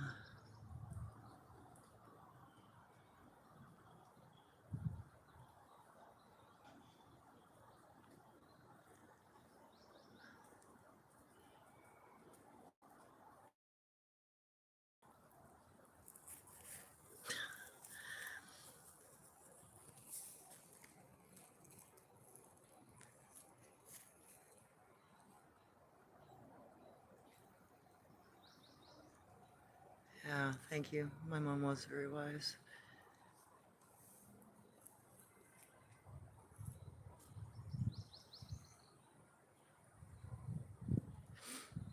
Okay, Ray. Okay, I heard some say, imagine light entering your body. Yeah, there There are many different ways of conducting meditations, and the type of meditation and the type of practice that you do. Like if you want to practice telepathy, you can start with a deck of cards and you learn to read the color. And take your base cards out at first because they'll confuse you. Once you get the colors down and you can distinguish black from red, you can add your face cards back in, and if you get really good at it, you might even be able to tell number, not just color. Another way to do it is if you have a friend that you can work with, use the three primary colors, red, yellow, and blue, and you take turns. One of you will think of a color while the other one tries to receive. So one's projecting the color mentally, and the other one's taking it up. Okay, once you master that you've picked the right color, and you confirm with your sender that you've got the right color, you switch positions, and you practice the opposite direction, where you think of the color, one of those three primary colors, and your partner says, "Oh, you're thinking of yellow," or "You're thinking of red." That's a way of practicing. It's a way you can work with somebody to become more telepathic. Because innately, we're all telepathic, actually. And we're actually all psychokinetic as well. I mean, we can move objects with our minds. We just don't realize it. And part of meditation is simply just opening those avenues up so that you can understand your natural ability. So there's those sorts of things. That's kind of what medicine practices do. They help you learn that, help you learn to focus. Yeah, yeah, a lot of little mashed down. Wow, a lot of cross trailing too. Wow, that's all sat down under there as well. Wow, two trees now. Huh. Well, I'm gonna get back up on top. Hopefully where there's a bit more shade. Sorry for being a grumpy Nelly today. There's another sit spot. That one's even got a rump print in it. So yeah, there's always a ton of activity in this particular valley. And let me get back up and we'll sit in the shade, answer the rest of these little questions, and then I'll probably wrap up. I'm really sorry for being a grumpy bass. It's really disheartening with the modern lore and everybody's opinions. And it's difficult to try to share your understanding when other people are trying to tell you stuff that isn't relevant. People are trying to convince you of things that aren't in your lore and that are not in your experiences. I'm like, okay, I'm sorry. It's the same problem we've had forever. It's the same reason they were taken off the list. That's why I absolutely, there's a whole bunch more sit spots over there now too. Gosh dang, they keep coming up here. And another one, right off the pathway. More. Ton of it. And probably so many sit spots because they repeatedly come up here. Which means if I can get up here at night, there's a good chance if I had a night camera, I could get some good footage. But don't have a night camera. Come on, doggo. Yeah, baby girl. Let's see. I'm gonna have to duck under this rail. Sorry, my dog wrapped me up.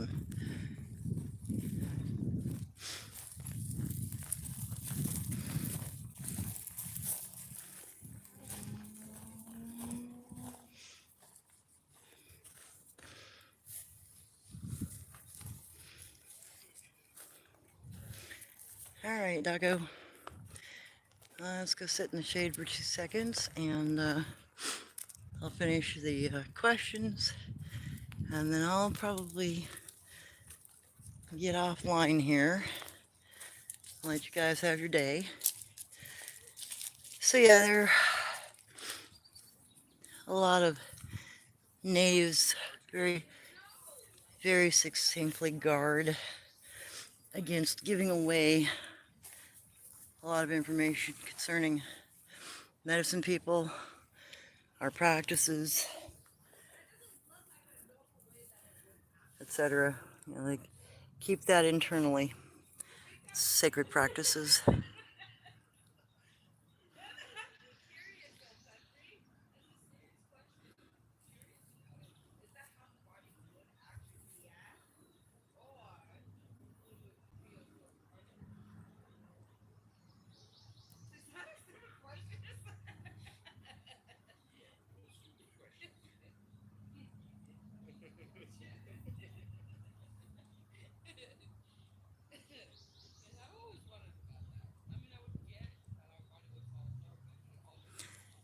Well, they speak their language and typically English, and their languages, Bigfoot's languages, are usually ancient Eurasic, Japanese, or what you considered Chinese. Some native languages are also spoken by them. So there's no great mystery as to their language. It's just understood. Because that information, like so much of the lore, has been lost, and now it's being subverted by modern concepts.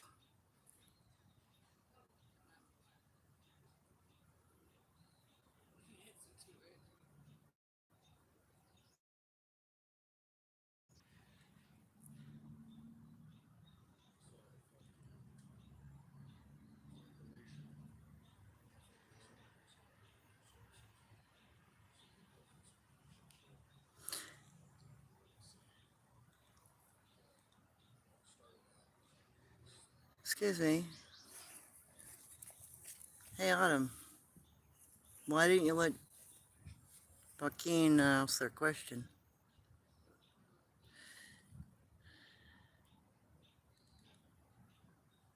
No, they're not. They're not interdimensional. They live on the ground just like we do.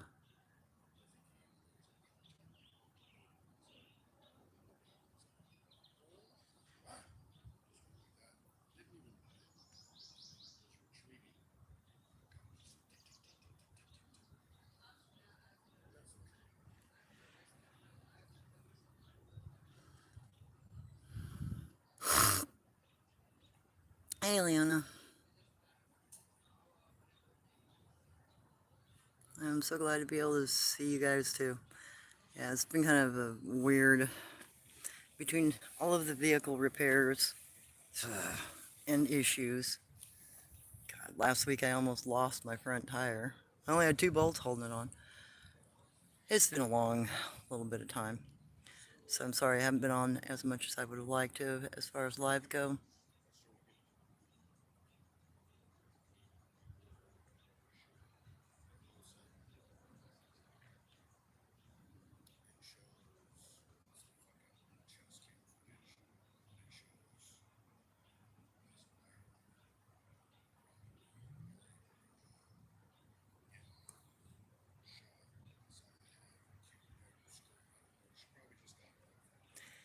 Yeah, I've seen some of Timothy's work.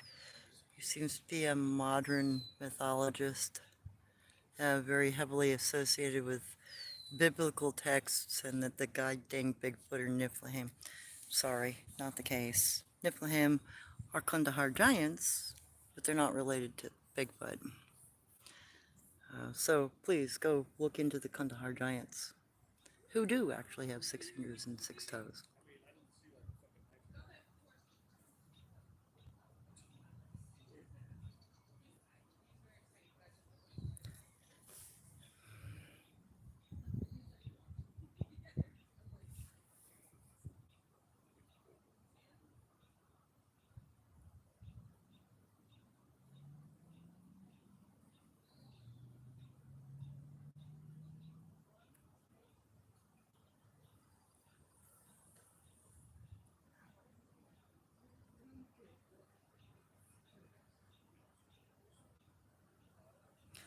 And no, I'm sorry, Phil. Jen Jen did not have full access to my consciousness.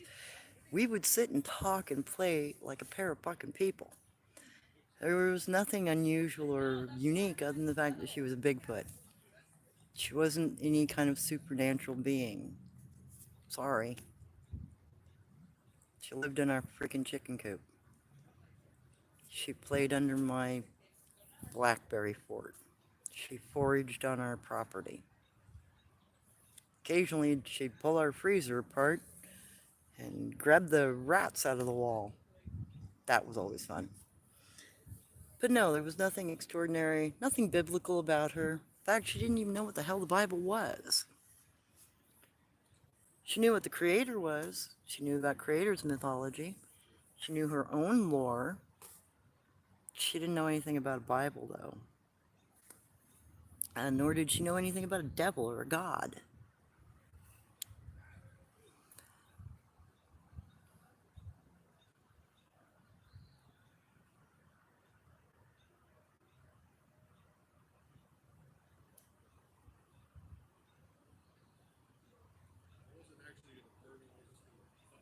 Oh, thank you, Trevor. I'm glad that you like the fact that I'm clever. I've had what looked like future apocalypse tribulations. Yikes.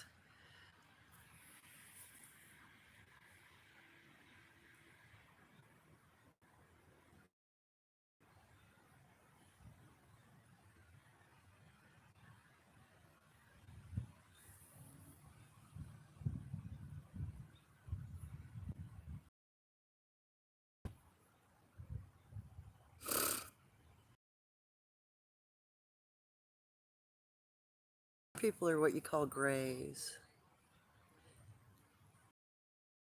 I like you, Phil, but I really wish you'd stop advertising other people's channels on my channel. It's rude.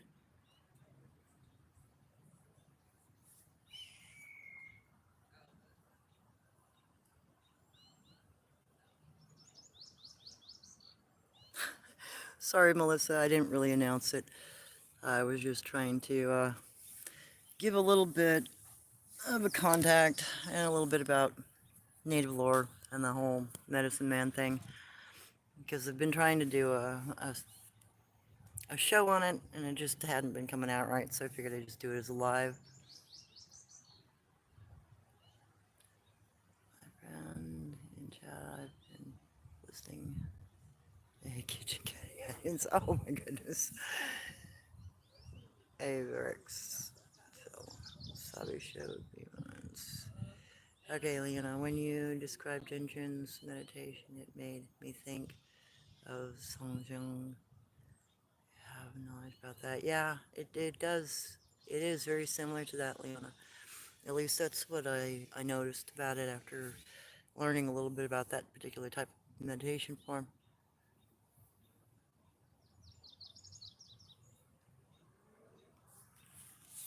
Yeah, well, then go start your own channel, Phil.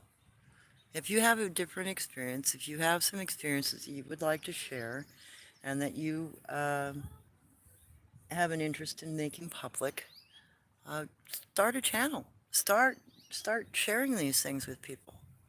You know, do a channel. But please respect mine.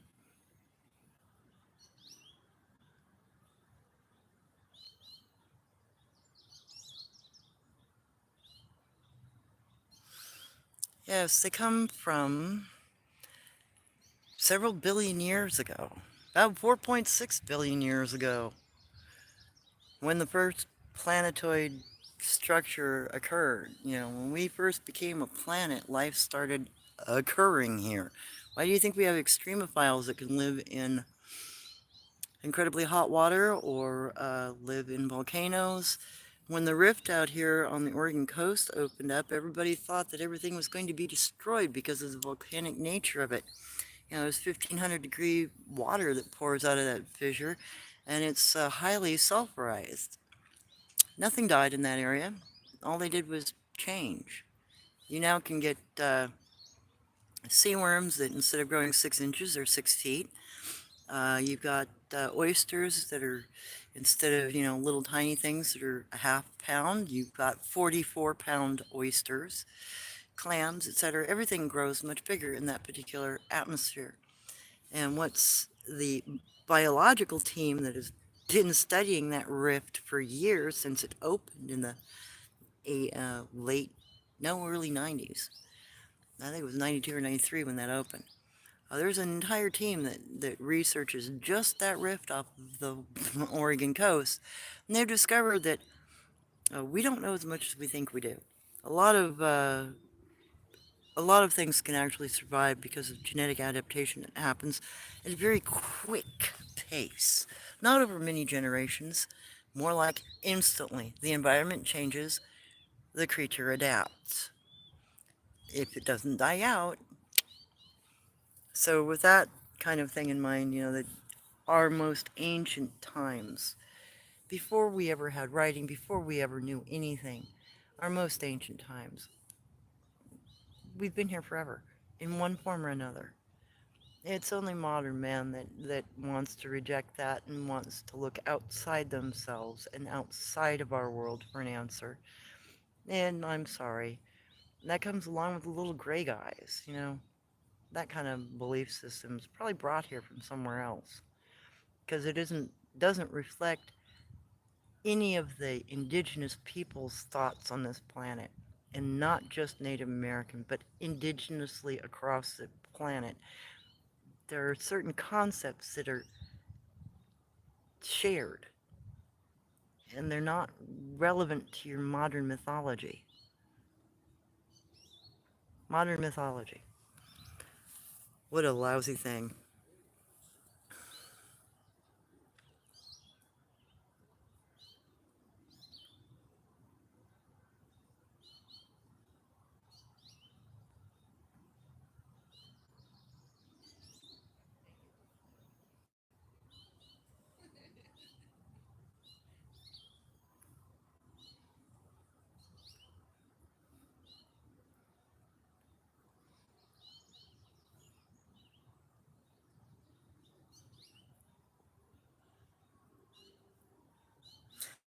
Okay, now is here to talk about her lore. She was hot. Yeah, thank you guys. I mean, I do enjoy the fact that I've got lots of subscribers that have lots of opinions and different ideas. However, I'm not uh, I'm not here to be converted. I'm here to try to share my lore, my history, my understanding, my experiences, and the lore and understanding of my family. That has absolutely nothing to do with modern mythology or modern concepts or the modern popular belief. It has everything to do with lost native understanding. And that's what I'm trying to preserve here. That's what I'm trying to share here. I'm not interested in being a modern Bigfoot researcher. I'm not interested in going out in the woods and knocking on flipping trees like an idiot, because I know that doesn't do anything. And I know it's irrelevant, at least from what I understand and what I know about them in the interactions that I've had. So, you know, if you want to convert somebody, go make a channel where you can convert people. But please have respect. Don't do it online. I wouldn't go to your channel and try to tell you how I believe things are. I would maybe give you examples, and if you engage me in a conversation, we go from there. But I would also keep my mouth shut if it was irrelevant and if it wasn't part of what the person was trying to teach me. And basically, not listening means you don't care about the subject from my perspective. So, whatever. Anyhow, that's not really why I was up here today anyway. It was basically to say a little bit about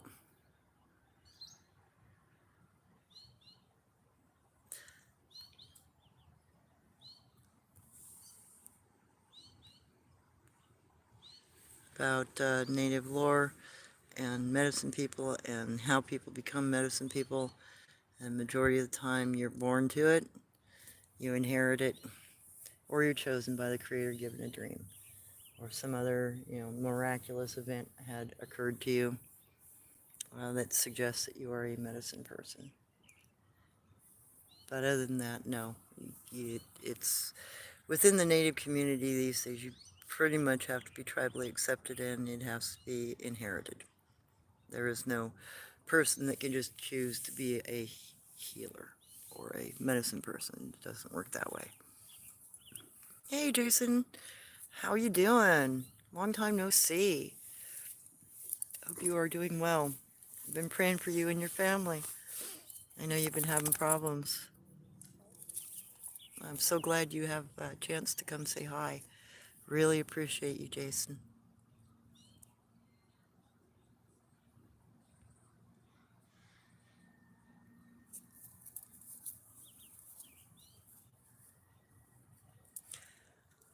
Ray, it wasn't too bad being interviewed by Flash Beauty. We've also gone out one time to another person's research site and did a walkthrough of their site. I was able to point out a few things for them.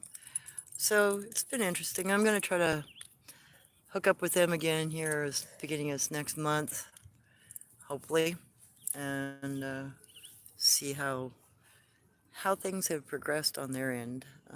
I know they're wrapping up a couple of bigger documentaries.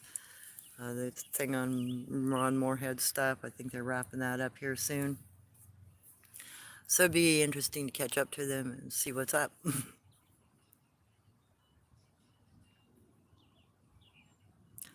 Yeah, I've been really busy and life's been kind of stomping on me a bit, Jason. That's why I haven't been doing many lives. Many Christians seem to struggle with understanding anything outside the framework of the man-made holy book. Uh, it can be difficult for them to grasp. The first people Sabe are not religious. Yes, you're very true on that, Varric son. I know it is very difficult for some people to separate the understandings and realize that they are separate and that they are not necessarily related to each other. And it is concept. It's what you grow up with. If you're always taught that this is the answer, and then somebody comes along and goes, "No, that's not the answer." Of course, the first thing you're going to do is go, "Yeah, Bach, let's not go there," or "This is the answer. You're wrong." The argument always begins instead of understanding, and it's unfortunate because it kind of, I think, impedes us from actually learning from each other when we do that to each other. Because you're trying to convince each other instead of understand each other.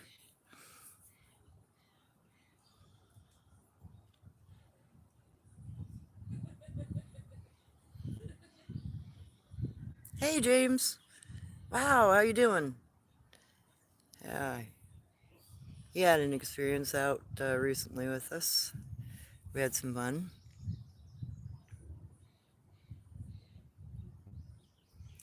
Yeah, they are very spiritual people. The Bigfoot people were considered our parent people. Uh, they were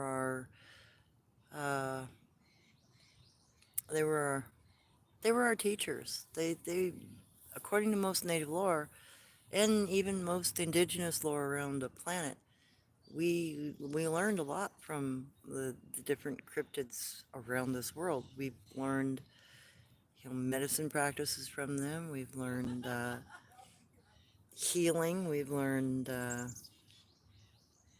spiritual things to a degree. We've learned our own history in some cases. Um, I mean, Native Americans understood that we've been here on this planet long enough that we were around during the time of dinosaurs. That's why we have a hyoid bone that isn't completely developed. It's a sponge bone. It's because it's considered a primordial bone in the human body. We consider this our dinosaur bone because that's when those kinds of bones occurred. Now you have calcified bones that don't take 20, 30 years to develop.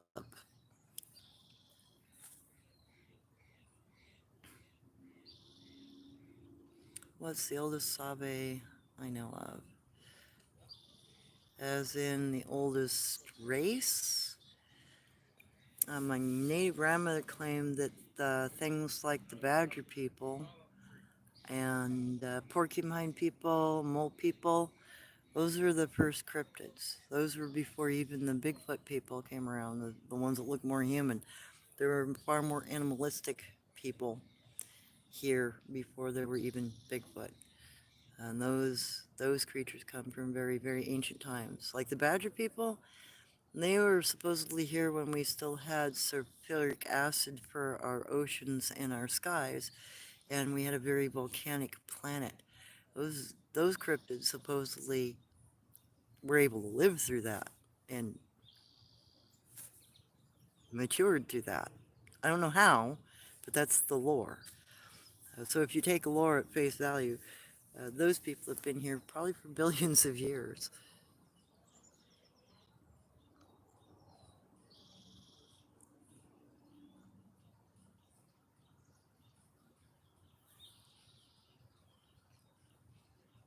Yeah, I'm sorry for pissing Phil off, but it is a sore spot for us.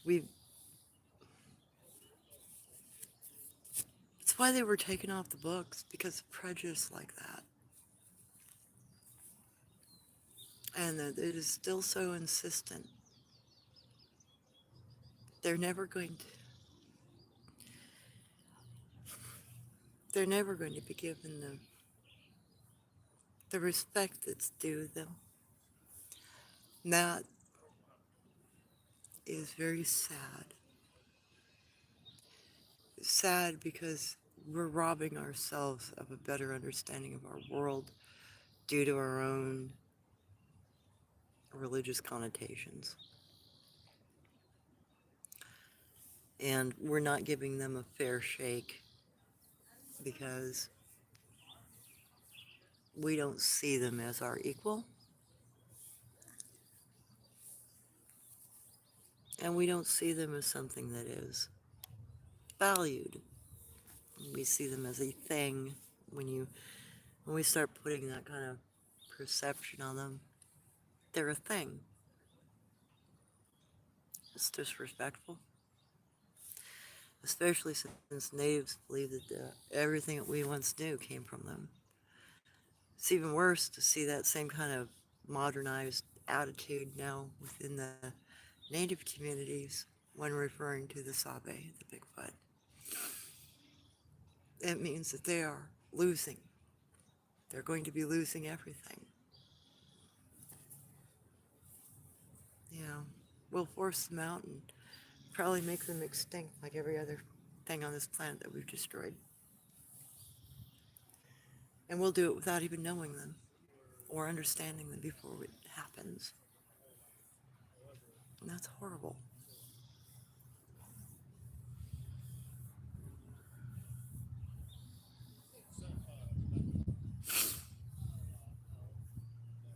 Melissa, when they punished that creature, did anyone hear screams from him in the? Well, thankfully it was out on the edge of town. But yeah, somebody did hear it, and it happened to be somebody that my dad knew. And the old guy that had seen the pig pull up and heard it screaming contacted my father and brought my dad and myself up the river in his boat to go look at the site of where the Gugway was being executed. And he was still alive at the time. You know, he hadn't died yet. It was just a couple days after he was taken there, or forced to go there, I should say. So yeah, some people did notice in the community, and yeah, one of them did call my dad, and yeah, we did go out on the river, and my dad made the assumption because he wasn't completely aware of what was going on our ranch. He didn't. My mom and I knew more, and dad kind of he had such a fear of cryptids anyway. He was always right on that edge, but not quite able to deal with it. So when he saw the pig pole and the gugway skinned the way he was, my dad immediately assumed that they were doing some sort of peculiar thing, that they were intentionally torturing an innocent creature to death. And I couldn't tell him. I couldn't correct him. I couldn't say, well, this is what's been going on, and this is the legal result of it.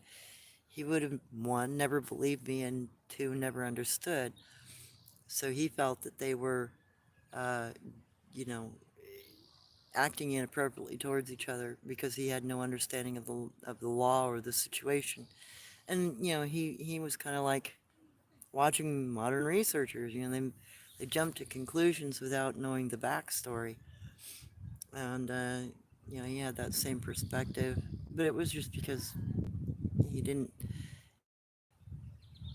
though he understood that Jen Jen was there. I don't think he ever realized the Gugway was on the property, and his whole perspective. He wouldn't allow himself to admit what he was seeing, what he was experiencing. I mean, I would even take things that Jen Jen had made or done and manipulated, and I would go ask my dad, well, what is this? And he would tell me what it was and say, where'd you find it? Uh, Go put it back, and don't play there anymore. So he never fully came to the. I'm pretty sure he realized that she was there, but I don't think he ever accepted that fact. There was something about him that still kept it as a, oh, that's just a myth. That's just something that happens elsewhere. It's not really relevant to where I live. That certain level of fear factor kept him from admitting everything that was happening on our property. Okay, last question. Senpai, uh, what is native lore on herbs? Where did the idea of using herbs come from originally? As far as I'm aware, herbs and herbology is part of the diet stuff that we learned in really ancient times. My native lore claimed that a lot of our teachings, our medicinal practices, actually came from the Sabe, the Bigfoot people. And they were the ones that taught us originally how to make tools, use medicine, build shelters, build fire, etc. We, at one point, called them the first people, and now, in the last 20 years, Native Americans have adopted we're the first people. Back in the 70s and 60s, we still understood the first people meant you were talking about Bigfoot. The First Nation, first people. Now they've adopted that as their modern. We're the first people. Maybe with colonists, but not with where we came from. And we have had to reform ourselves as Native Americans. We no longer have the tribal systems or the religious practices or even the lore in some cases that we once did. We have the remnants, we have the surviving pieces that have been hung on to that we've kept, and the rest of it's been lost. That's why, I can go to Native Americans and talk about some of these cryptids, and they're like, only my grandfather ever said anything about them, or I don't know anything about that. What is that? There's a lot of this lore is completely lost to modern culture, and even our indigenous cultures, unfortunately.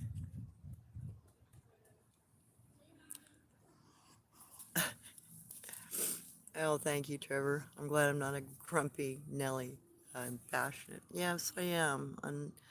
I feel that the Bigfoot people have gotten a really unfair shake. Between being called a myth and then being uh, called some sort of a biblical creature,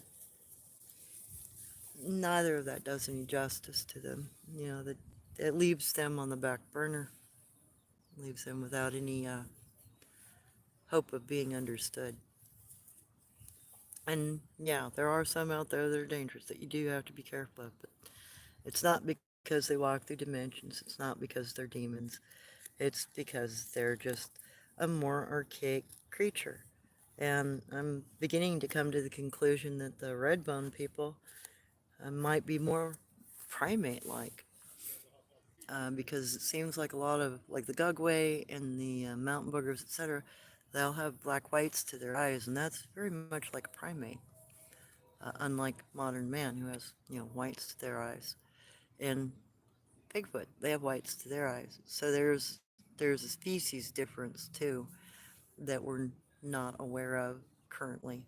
That may be a factor as to why some are far more dangerous and why some are far more friendly.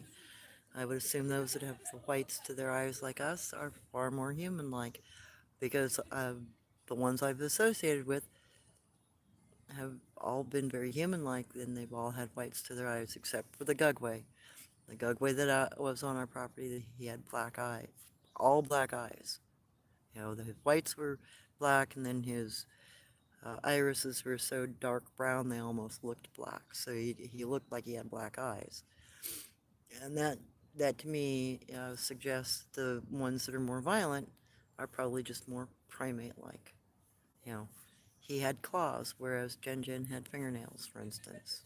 The eye color difference, the dietary difference too. She had an omnivorous diet. He had a very minuscule exclusive diet that that did not have the variation of food sources that she ate. It was very different, and I was able to observe both of them because I had to watch him keep control of her until I was able to or lure him away from her. I would set myself up as bait so that she could get away from him. And I would count on the fact that he couldn't see me, that he had cataracts, that he could only smell me on the air. And oh, I dang near made a mistake one day. He smelled the air, and I realized it because he said something, so I immediately changed positions because I didn't.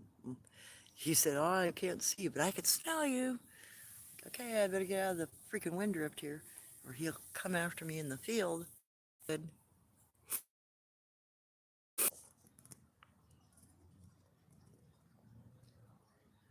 Ah, it was a beautiful landscape up here. Very, very true. Okay, Lisa, like I said, yeah, are trying to tell people what you know to be true, and so if they are listening to you, they need to listening to do what you know and your truth. Thank you, Lisa. And I'm sorry, he's aggravated me for a while, and I've just finally said something.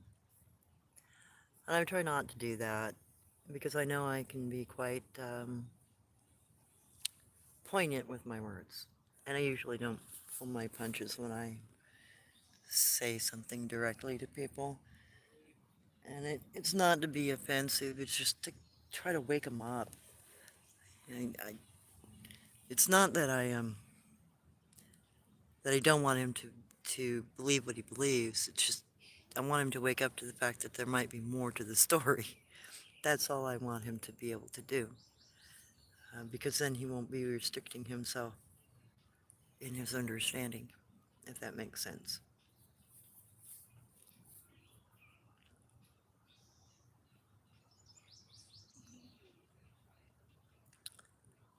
Kira, I really appreciate you sharing. Thank you. Yeah, you're welcome. No problem. Yeah, it is very beautiful here, Lisa. Thank you so much. Rose Chad, please be cognizant.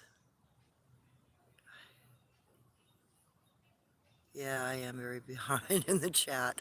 I'm still trying to read up on everybody's questions. That's why I say answering everyone's chat. Yeah, I always try to answer everybody's questions as much as possible because the only way we can actually come to understanding is if we share our information, if we learn to understand each other. and we communicate openly. If we can't do that, then there's no chance of ever learning anything from each other. Um, Trevor, sorry, I gotta get early. Ay, ay, ay. You have a good night then. Take care, Trevor, and thank you for being here for a little bit. Oh, good. I'm glad I was. I'm sorry I haven't been able to do many lives. My life's been pretty filled with work, and when it's not filled with work, it's been filled with commitments of trying to get my vehicle fixed. God dang, etc. I've been able to get out and do a little camping, but not as much as I would have liked.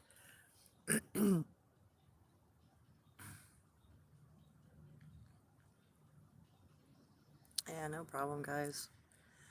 Um, is there an explanation forgetting when we were born, a connection to Creator?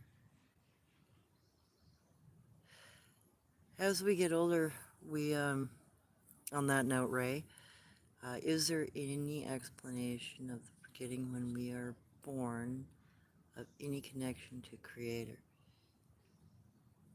When we start adopting the attitude of the people around us, when we're very, very young, our connection to the Creator is incredibly strong. Uh, uh,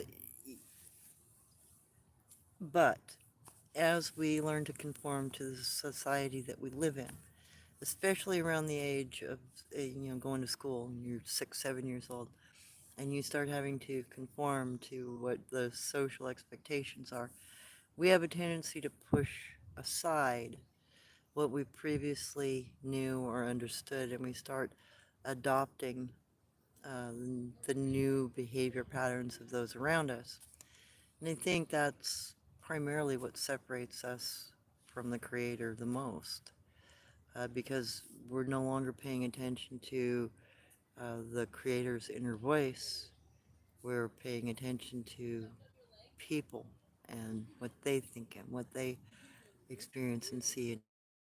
And they sometimes unknowingly we mislead ourselves that way, away from the Creator. That's why I always say, always pay attention to your inner instinct. That is your Creator's connection. That's your spark of life that you share with the Creator. Is your safe traveling through this world. You always have the Creator with you. Creator is always there guiding you and always protecting you. You just have to pay attention, and you have to be aware and realize that you're not alone.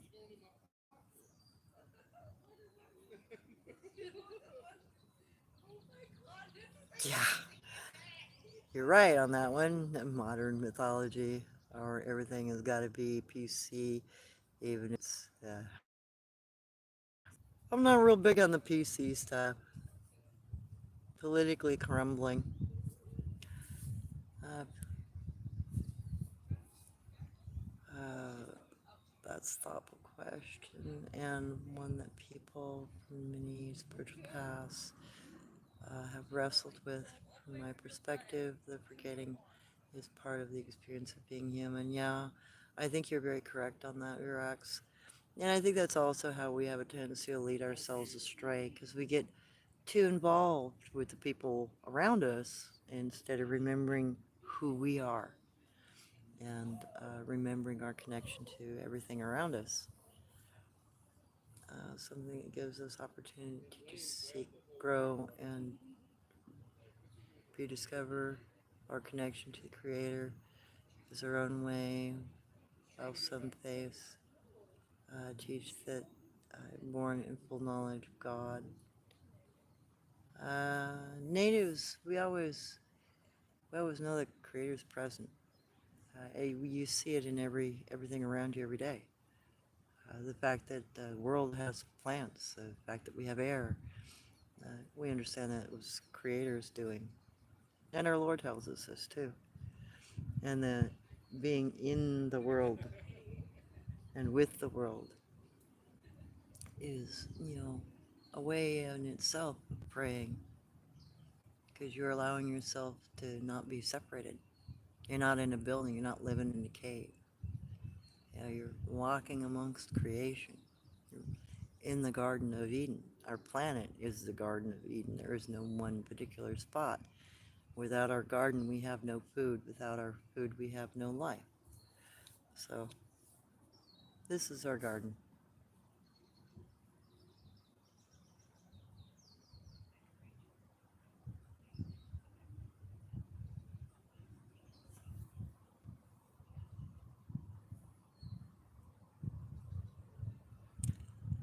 Virex, you've got some very good observations. You've got a very keen sense of things. Yeah, I'm hoping I'll get to hang out with with all of the Flash Beauty people again here soon. I don't like them. They seem to be pretty decent people, and they do have an earnest interest in trying to understand what's around them, in particular the Bigfoot.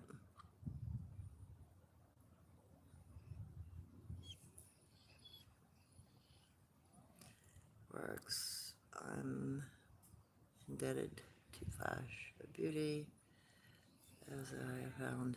Oh wow! Thank you. Wow, I didn't know that's how you found me. Thank you, Vorex. I'm so glad. Or Virex. I'm so glad for that. Autumn, I was chosen by medicine man and woman to become a very true, very known spiritual, even the cryptids. Awesome. Yeah, medicine people will occasionally choose somebody and teach them. That's always a blessing when that.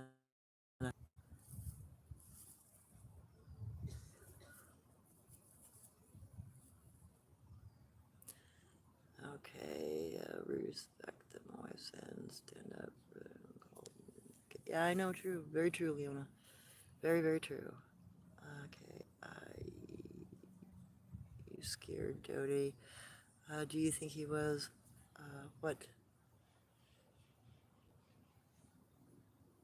Ooh, Grendel was in the story of Beowulf. You know, I have heard about the Grendel stories. Yeah, and I'm kind of between giant troll of some sort or giant of some kind.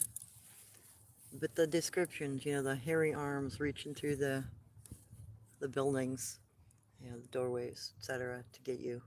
I, there are stories about hairy trolls in the Nordic lands, and you know, Grendel could have been some sort of a Gugway, because they do describe him as having claws. But then there are some stories that suggest that the Grendel and Beowulf story was maybe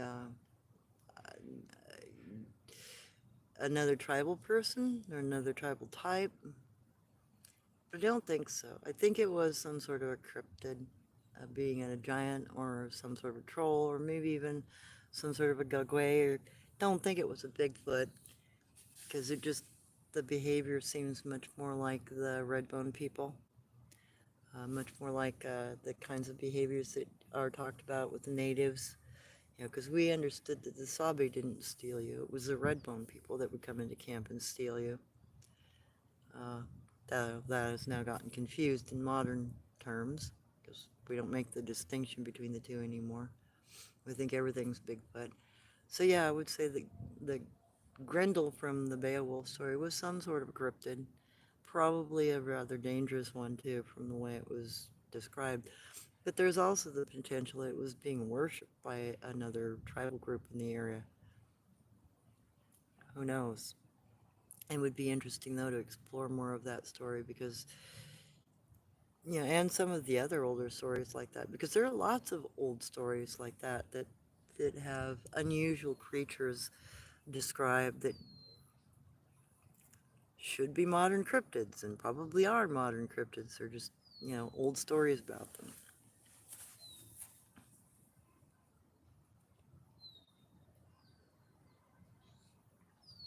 If you're younger, jaded, older.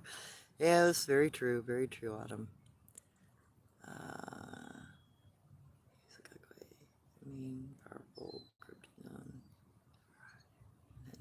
power, whatever places. Yeah, the red bone people are always a little more violent. Okay, Lisa. Okay, I'm freaking out. I've looked for you, Flash Beauty, forever. Did it just come out? No, it still hasn't come out. They were going to release it. I think they're doing a soft release July or August.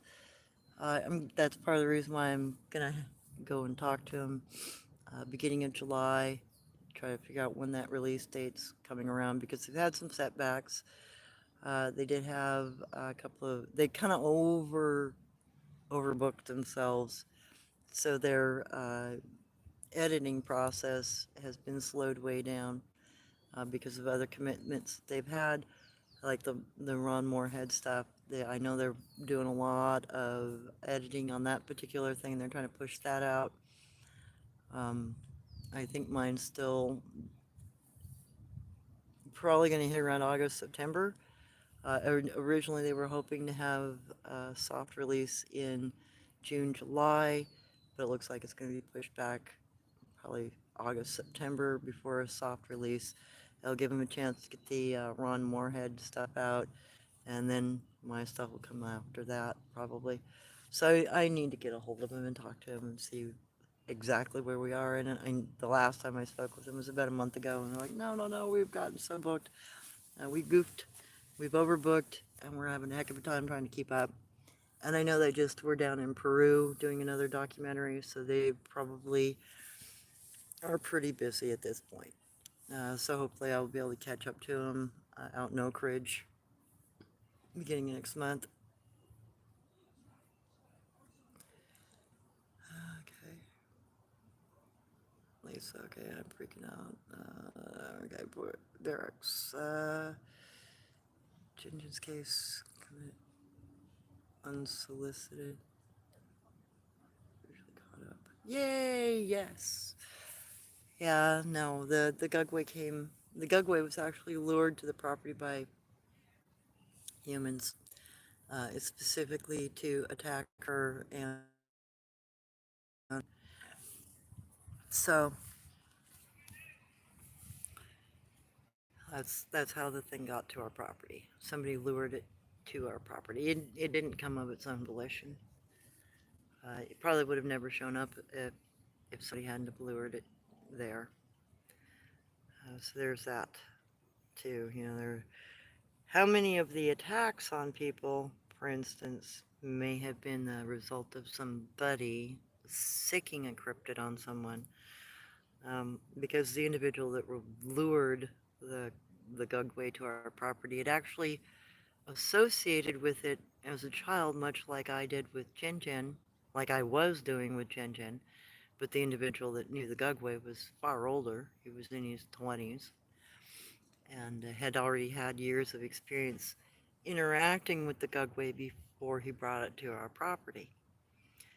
So there's that level that a lot of people are not aware of. There are more people that probably associate with various types of cryptids that we know nothing about because they don't ever talk about it, and some of them might be doing not good things with the cryptids. Some of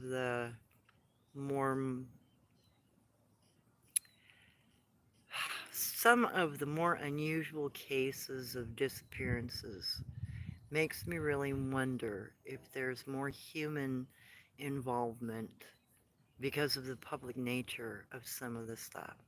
Like the UPS driver that was supposedly killed by Dogman. He'd been a driver, he'd been in that area multiple times, so why all of a sudden is he killed and taken out of his truck? Unless somebody maybe sicked a Dogman on him. I mean, it could have grabbed the guy at any particular time over the years that he was going into that area. Why did it choose that particular time and no other? Some of the attacks are a little too unusual. The timing's off. It doesn't make sense. So it makes me wonder, if there might be more people associating with cryptids and maybe doing bad things with them. convincing them to go attack people or something. I don't know. Only time will tell on that one. Yay! Yeah, Leona. Yeah, very, very sick and cruel. Yeah, and I'm pretty sure it was all over the fact that the people that that we rented to actually wanted to steal our property. I think that's part of what was going on there. I don't have any proof of it, but it sure seems likely. And it was, I mean, I watched the individual luring the Gugway to our property. Uh, yeah, I'd noticed somebody was driving back and forth up and down the roadway on the backside of her property screaming and honking his horn. And when I went to investigate, I saw the bushes moving down the streamway. And then here comes the Gugway out of the bushes. And the individual that had been luring him waved and drove off. So that made me come to the understanding that, somebody else knew a cryptid and was utilizing that cryptid in a really not good way. Leona, do you think they have been any targeting your family? Yeah,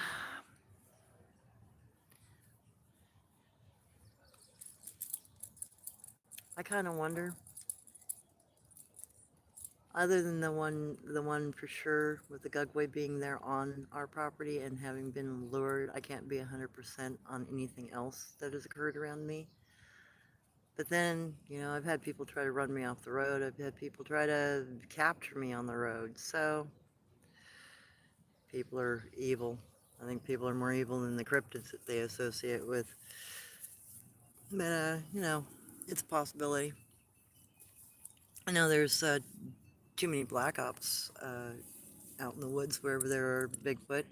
That always kind of makes me go, something's not right. When you start seeing, you know, too many people that shouldn't be in the woods because they're not dressed appropriately and they don't have the uh, the right attitude, so to speak.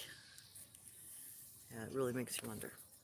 That, and I know that the park systems are very aware that cryptids are around. I'm positive that rangers know it. I know our government understands that. I know our military understands that.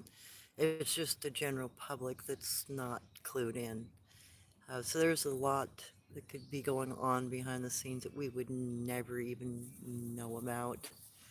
And I've also heard that there are, some connections between the more dangerous cryptids and human trafficking. I mean, there have been interviews with people who've been taken out of human trafficking situations where they've described unusual creatures guarding a room or a pen or a place they've been held. And that makes me think that, cryptids are being used uh, potentially as part of the trafficking issue that we have across the world. And that in itself is a scary thought because,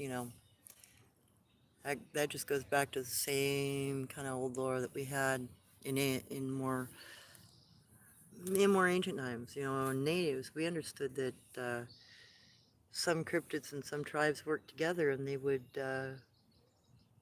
hold you hostage. They'd keep you in prison. They'd enslave you, and they'd use a cryptid to keep you in line.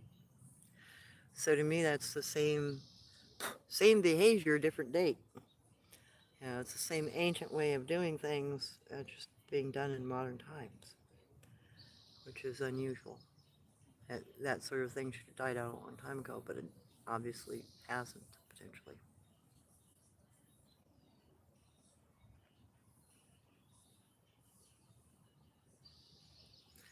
Yeah, I know, Leona. I'm, yeah, it gets a little weird every once in a while. Some people talk about they get followed by white vehicles or black vehicles. I remember one of the places I sitting with a friend, and for like half an hour we were watching vehicles go by, and there wasn't anything except silver vehicles and white vehicles that went by for quite some time. way past the averages. And some of those vehicles repeatedly drove back and forth. So, there have been times when friends and I have gone, yeah, something's not right here, and who are these people, and why are they around, and what are they after? But they don't have any contact with us, it's just they show up and then they disappear again. So it's sort of disconcerting. Right. Weiss is my middle name, and for the purposes of the Northwest Native Tracker, I use my middle name to remember my native grandmother who kept the lore alive.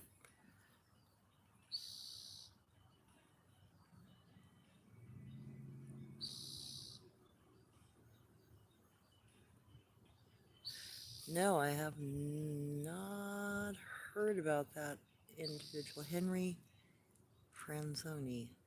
I'll have to look that individual up. There's another case of more things change, the more things stay the same. Yeah, true, right? Yeah, we can advance all we want, but if nobody wants to let us out of the box, we remain in the box.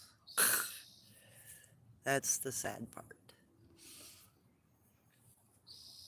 Now, anyway, thank you guys for indulging me today, and I hope that the little bit that was said about native medicine people. I mean, there's a lot of training. You got to learn the lore. You got to learn the herbological medicines. You have to take the time to learn the physical training if that's part of it, and then you serve a role within your community, especially in the Native American community.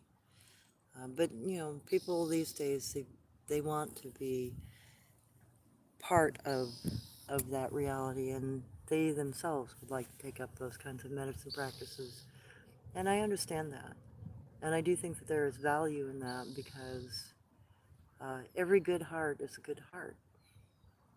And I'm sure you understand what that means. So the more good hearted people practicing good medicine there are in the world, the healthier and happier the world might become. So there's, in my opinion, a real need for that sort of thing. And it's unfortunate we don't practice those as much as we could. Maybe we'd be friendlier with each other and get along better. Don't know. Be nice thought though.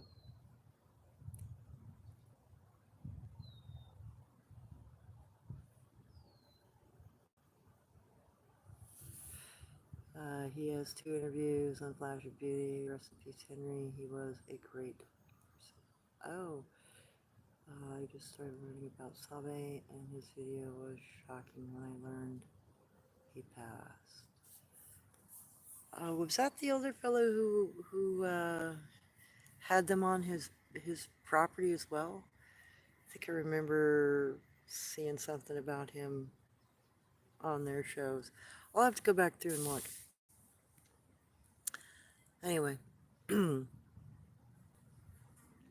my goodness, it's almost been 3 hours. I probably should let you guys go. I've been rambling. Good heart is good heart, and that's beautiful. That is very true, Lana. Wasn't he? I believe he was, or was he part of the scientific community? Something like that. I know he had some sort of connection that way from what I remember hearing. It's been a while since I've even heard anything about him. Pardon me. Now, everybody's having a good time here today, and yeah, this area's got a ton of cryptids. Like I said, I think these cryptids are coming up to this hillside from down below, and or traversing up the river and then coming up here at night. And they're probably coming up into the neighborhood to go raid garbage cans. They do that a lot. There are different cryptids that approach this whole network of little cities in this area, and they'll approach from different directions at night, and they go on little expeditions, dumpster diving. A lot of them like their sweets, so you'll see a lot of that going on. Bigfoot in particular likes their sweets for some reason. Okay, Verax, it's great to see you out enjoying such a beautiful day. Thank you so much for taking the time to educate us on such a diverse range of subjects in native lore. Yeah, you're welcome. And I'm sorry, I'm kind of defensive about it. It to me, it's important that the lore gets shared and it doesn't get lost or polluted or thrown away or forgotten, because it's already had that happen to it, and there isn't another chance. Either I can get this information up and out, or I don't. And I really hope to be able to get all of it up, so that others of you can go and explore and understand it and remember it. If we don't remember those important things from our past, we'll never understand how to associate with these kinds of creatures, or which ones are safe to be around and which ones are not. Oh, thank you, Leona. Love you guys too. You guys need to give me a call again. It's been a while since we spoke. As it's been so good. It's been too long since you've been live. Thank you for everything you do. Yeah, no problem, Leona. You're welcome. Oh, yeah, little karmas. Hey, babies. Yes. I'm going to say hello to everybody. Want to say hello to everybody? Oh, you're a sweetie. Okay, darling. Yeah, she's a good doggo. I love her. She's sweet. Mm-hmm. Yes, you are. Yeah. Unlike my last dog, she doesn't like to swim, but she does love to hang out, and she enjoys her relaxed time and walking in the woods, which is really good.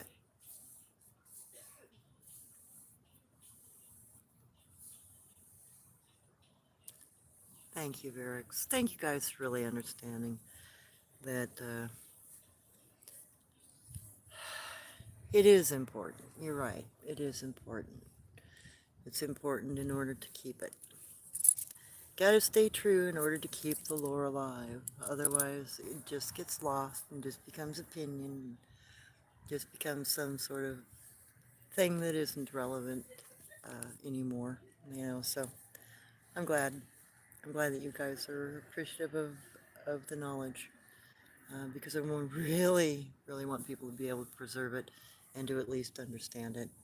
And, to be able to recognize some of the danger signs too, because there are places I don't go. If I see that little boogeyman marker, for instance, I don't go down that path. I know better, and it's maybe we can avoid some dangers that way. Okay, it's from Dave Worse on his YouTube channel 4 months ago. Uh, the invitation to Northwest Native Tracker. Oh no, I have not. Wow, I was not aware. I go look at that. So I'll take a look. I'll see if I can find them. Or, you can find a in the comment section and throw a link in for me. I'll be happy to go search it out. There have been a couple of people that would like to try to interview me. My biggest problem is I'm so isolated because of my phone not being being the best and me being ignorant of a lot of tech. I don't even know how to do stuff. So it's just I've been trying to people have been trying to hook me up with interviews and whatnot, but it's just been very difficult for me to do so because I'm not tech savvy enough. I'm too old. I'm too dumb. So I've got to learn a little bit before I'll be able to do some of those sorts of things. I've been trying to get on to Aya Jupiter. Spoken with him, Tom, a couple of times, and he has some really interesting stuff to say. And I would love to be on his show. And it's just he's in South America, and I haven't been able to get the link to work to talk. So I hopefully just got my phone adjusted to a point where maybe it will allow us to link together, and then I can maybe do an interview with him. Mainly, I just want to try to preserve the knowledge and share my understanding. You know, it may not look like a lot, but being able to see the different kinds of, ground spore, the different kinds of behaviors that they do, it makes it easier for people to understand when they're walking through an area what they're seeing. You know, where you may have previously thought it was a bear or maybe a deer in the area, and now you may know that it might be something different because of other things that are going on. You know, other things that give you clue, not just footprints, but the rope hanging in the tree that's lodged, not tied. Uh, Back over here, there's a branch that's pinned down. In fact, before I end this show, let me go over there and show you this pinned down branch, because it doesn't look like much, but it definitely has a function. Come here, doggo. And this park isn't all that big. I mean, it's a tiny, tiny little spot. We're not even maybe an acre worth of property up here on the hilltop.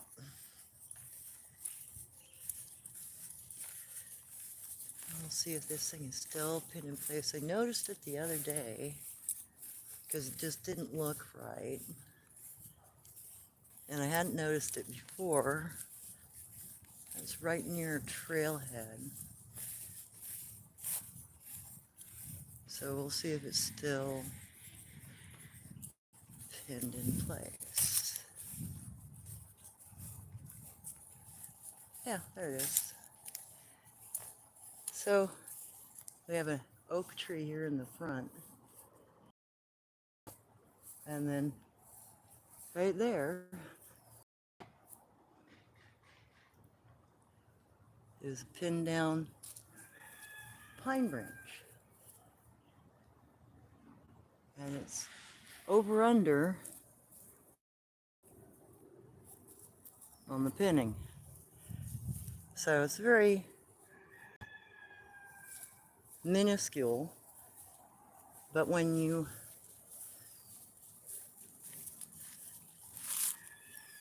look at it from the front, it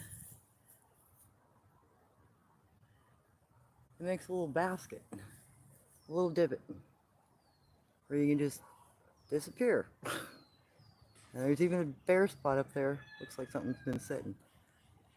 So, not much difference in the cover, but it's definitely pinned in place. And it's just small. Some of the stuff that these cryptid people do is not very verbose. It's very minuscule. It's just enough to hide, just to conceal themselves without being disruptive to the overall environment. I didn't even notice that probably for several days before it became apparent that, yeah, okay, that's an over-under situation. That's something's pinned in place. It's woven into place. And I'd walked under it probably 2 or 3 times before I looked up and went, oh, that don't look right. We'll walk under stuff like that. We'll pass it by and not even realize it. And because we're not used to looking at it, nor do we think about it. And big structures and lots of teepee structures, stuff like that. Those are hard to find. They are common though when it comes down to the types of structures they build. But those little tiny pinned in place stuff's even probably more common. It's just they're less noticeable because they don't stand out. You don't realize they're there until you're up underneath. So there's that sort of thing that a lot of people won't even realize might be connected to a cryptid, because there's no reason. That's the other thing. My allergies have been killing me recently. There's no reason for us to do that. You know, we don't we don't use it. We don't utilize it to hide. We don't utilize it to disappear. So we're not going to look up. We're not going to think about it. We won't even realize that it's there if we don't look up. So just little stuff like that that you note that makes a bit of a difference. And then just being observant, being observant of the area or areas that you might be in. Okay.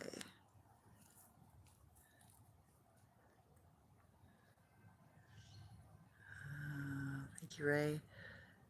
All right. The Arizona Poor are good people, as well as Chuck Jacobs. Awesome. Verex, I love your content. Thank you for taking so much time with us today. Oh, thank you guys. Oh, yeah, thank you. A donation to you for your time. And day is coming. Have a fantastic evening, everyone. Oh, thank you, Verex. All excellent channels. Ray, I see you. Have a great taste for the subject as well. Right on. Hey, Autumn. You're always a blessing. Thank you. All right, guys. Thank you so much for putting up with me. And I'll see what I can do about getting some more good content up this week. Got 3 days off. And hopefully I'll be able to get out to the woods this weekend. I want to try to. I think I finally found Jen Jen and Guanch. So I want to go out and try to confirm that. See if I can actually get back to face with them. If they'll let me. I don't know. It's been so many years, they may not let me see them in anything other than a distance. And I really hope that's not the case. I hope they let me get up and close with them again. Otherwise, I'm hoping to go visit them this weekend and see if I can figure out how many family members they have. I'd like to know how big their family was. Anyway, everybody, I thank you and appreciate you.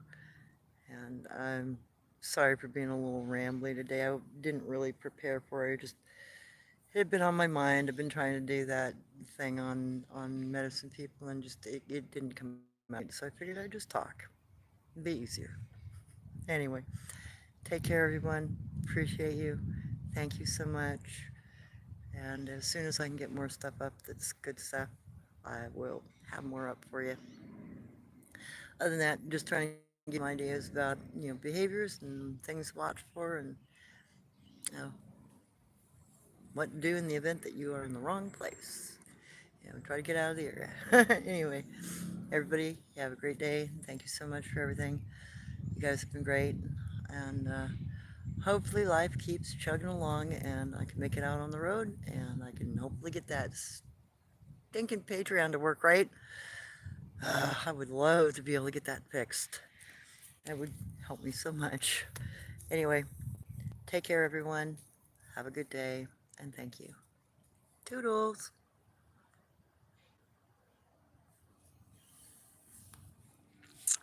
Oh my gosh. How do I even shut this off now? Oh my god. They changed my buttons on me. Oh, there we go. Take care.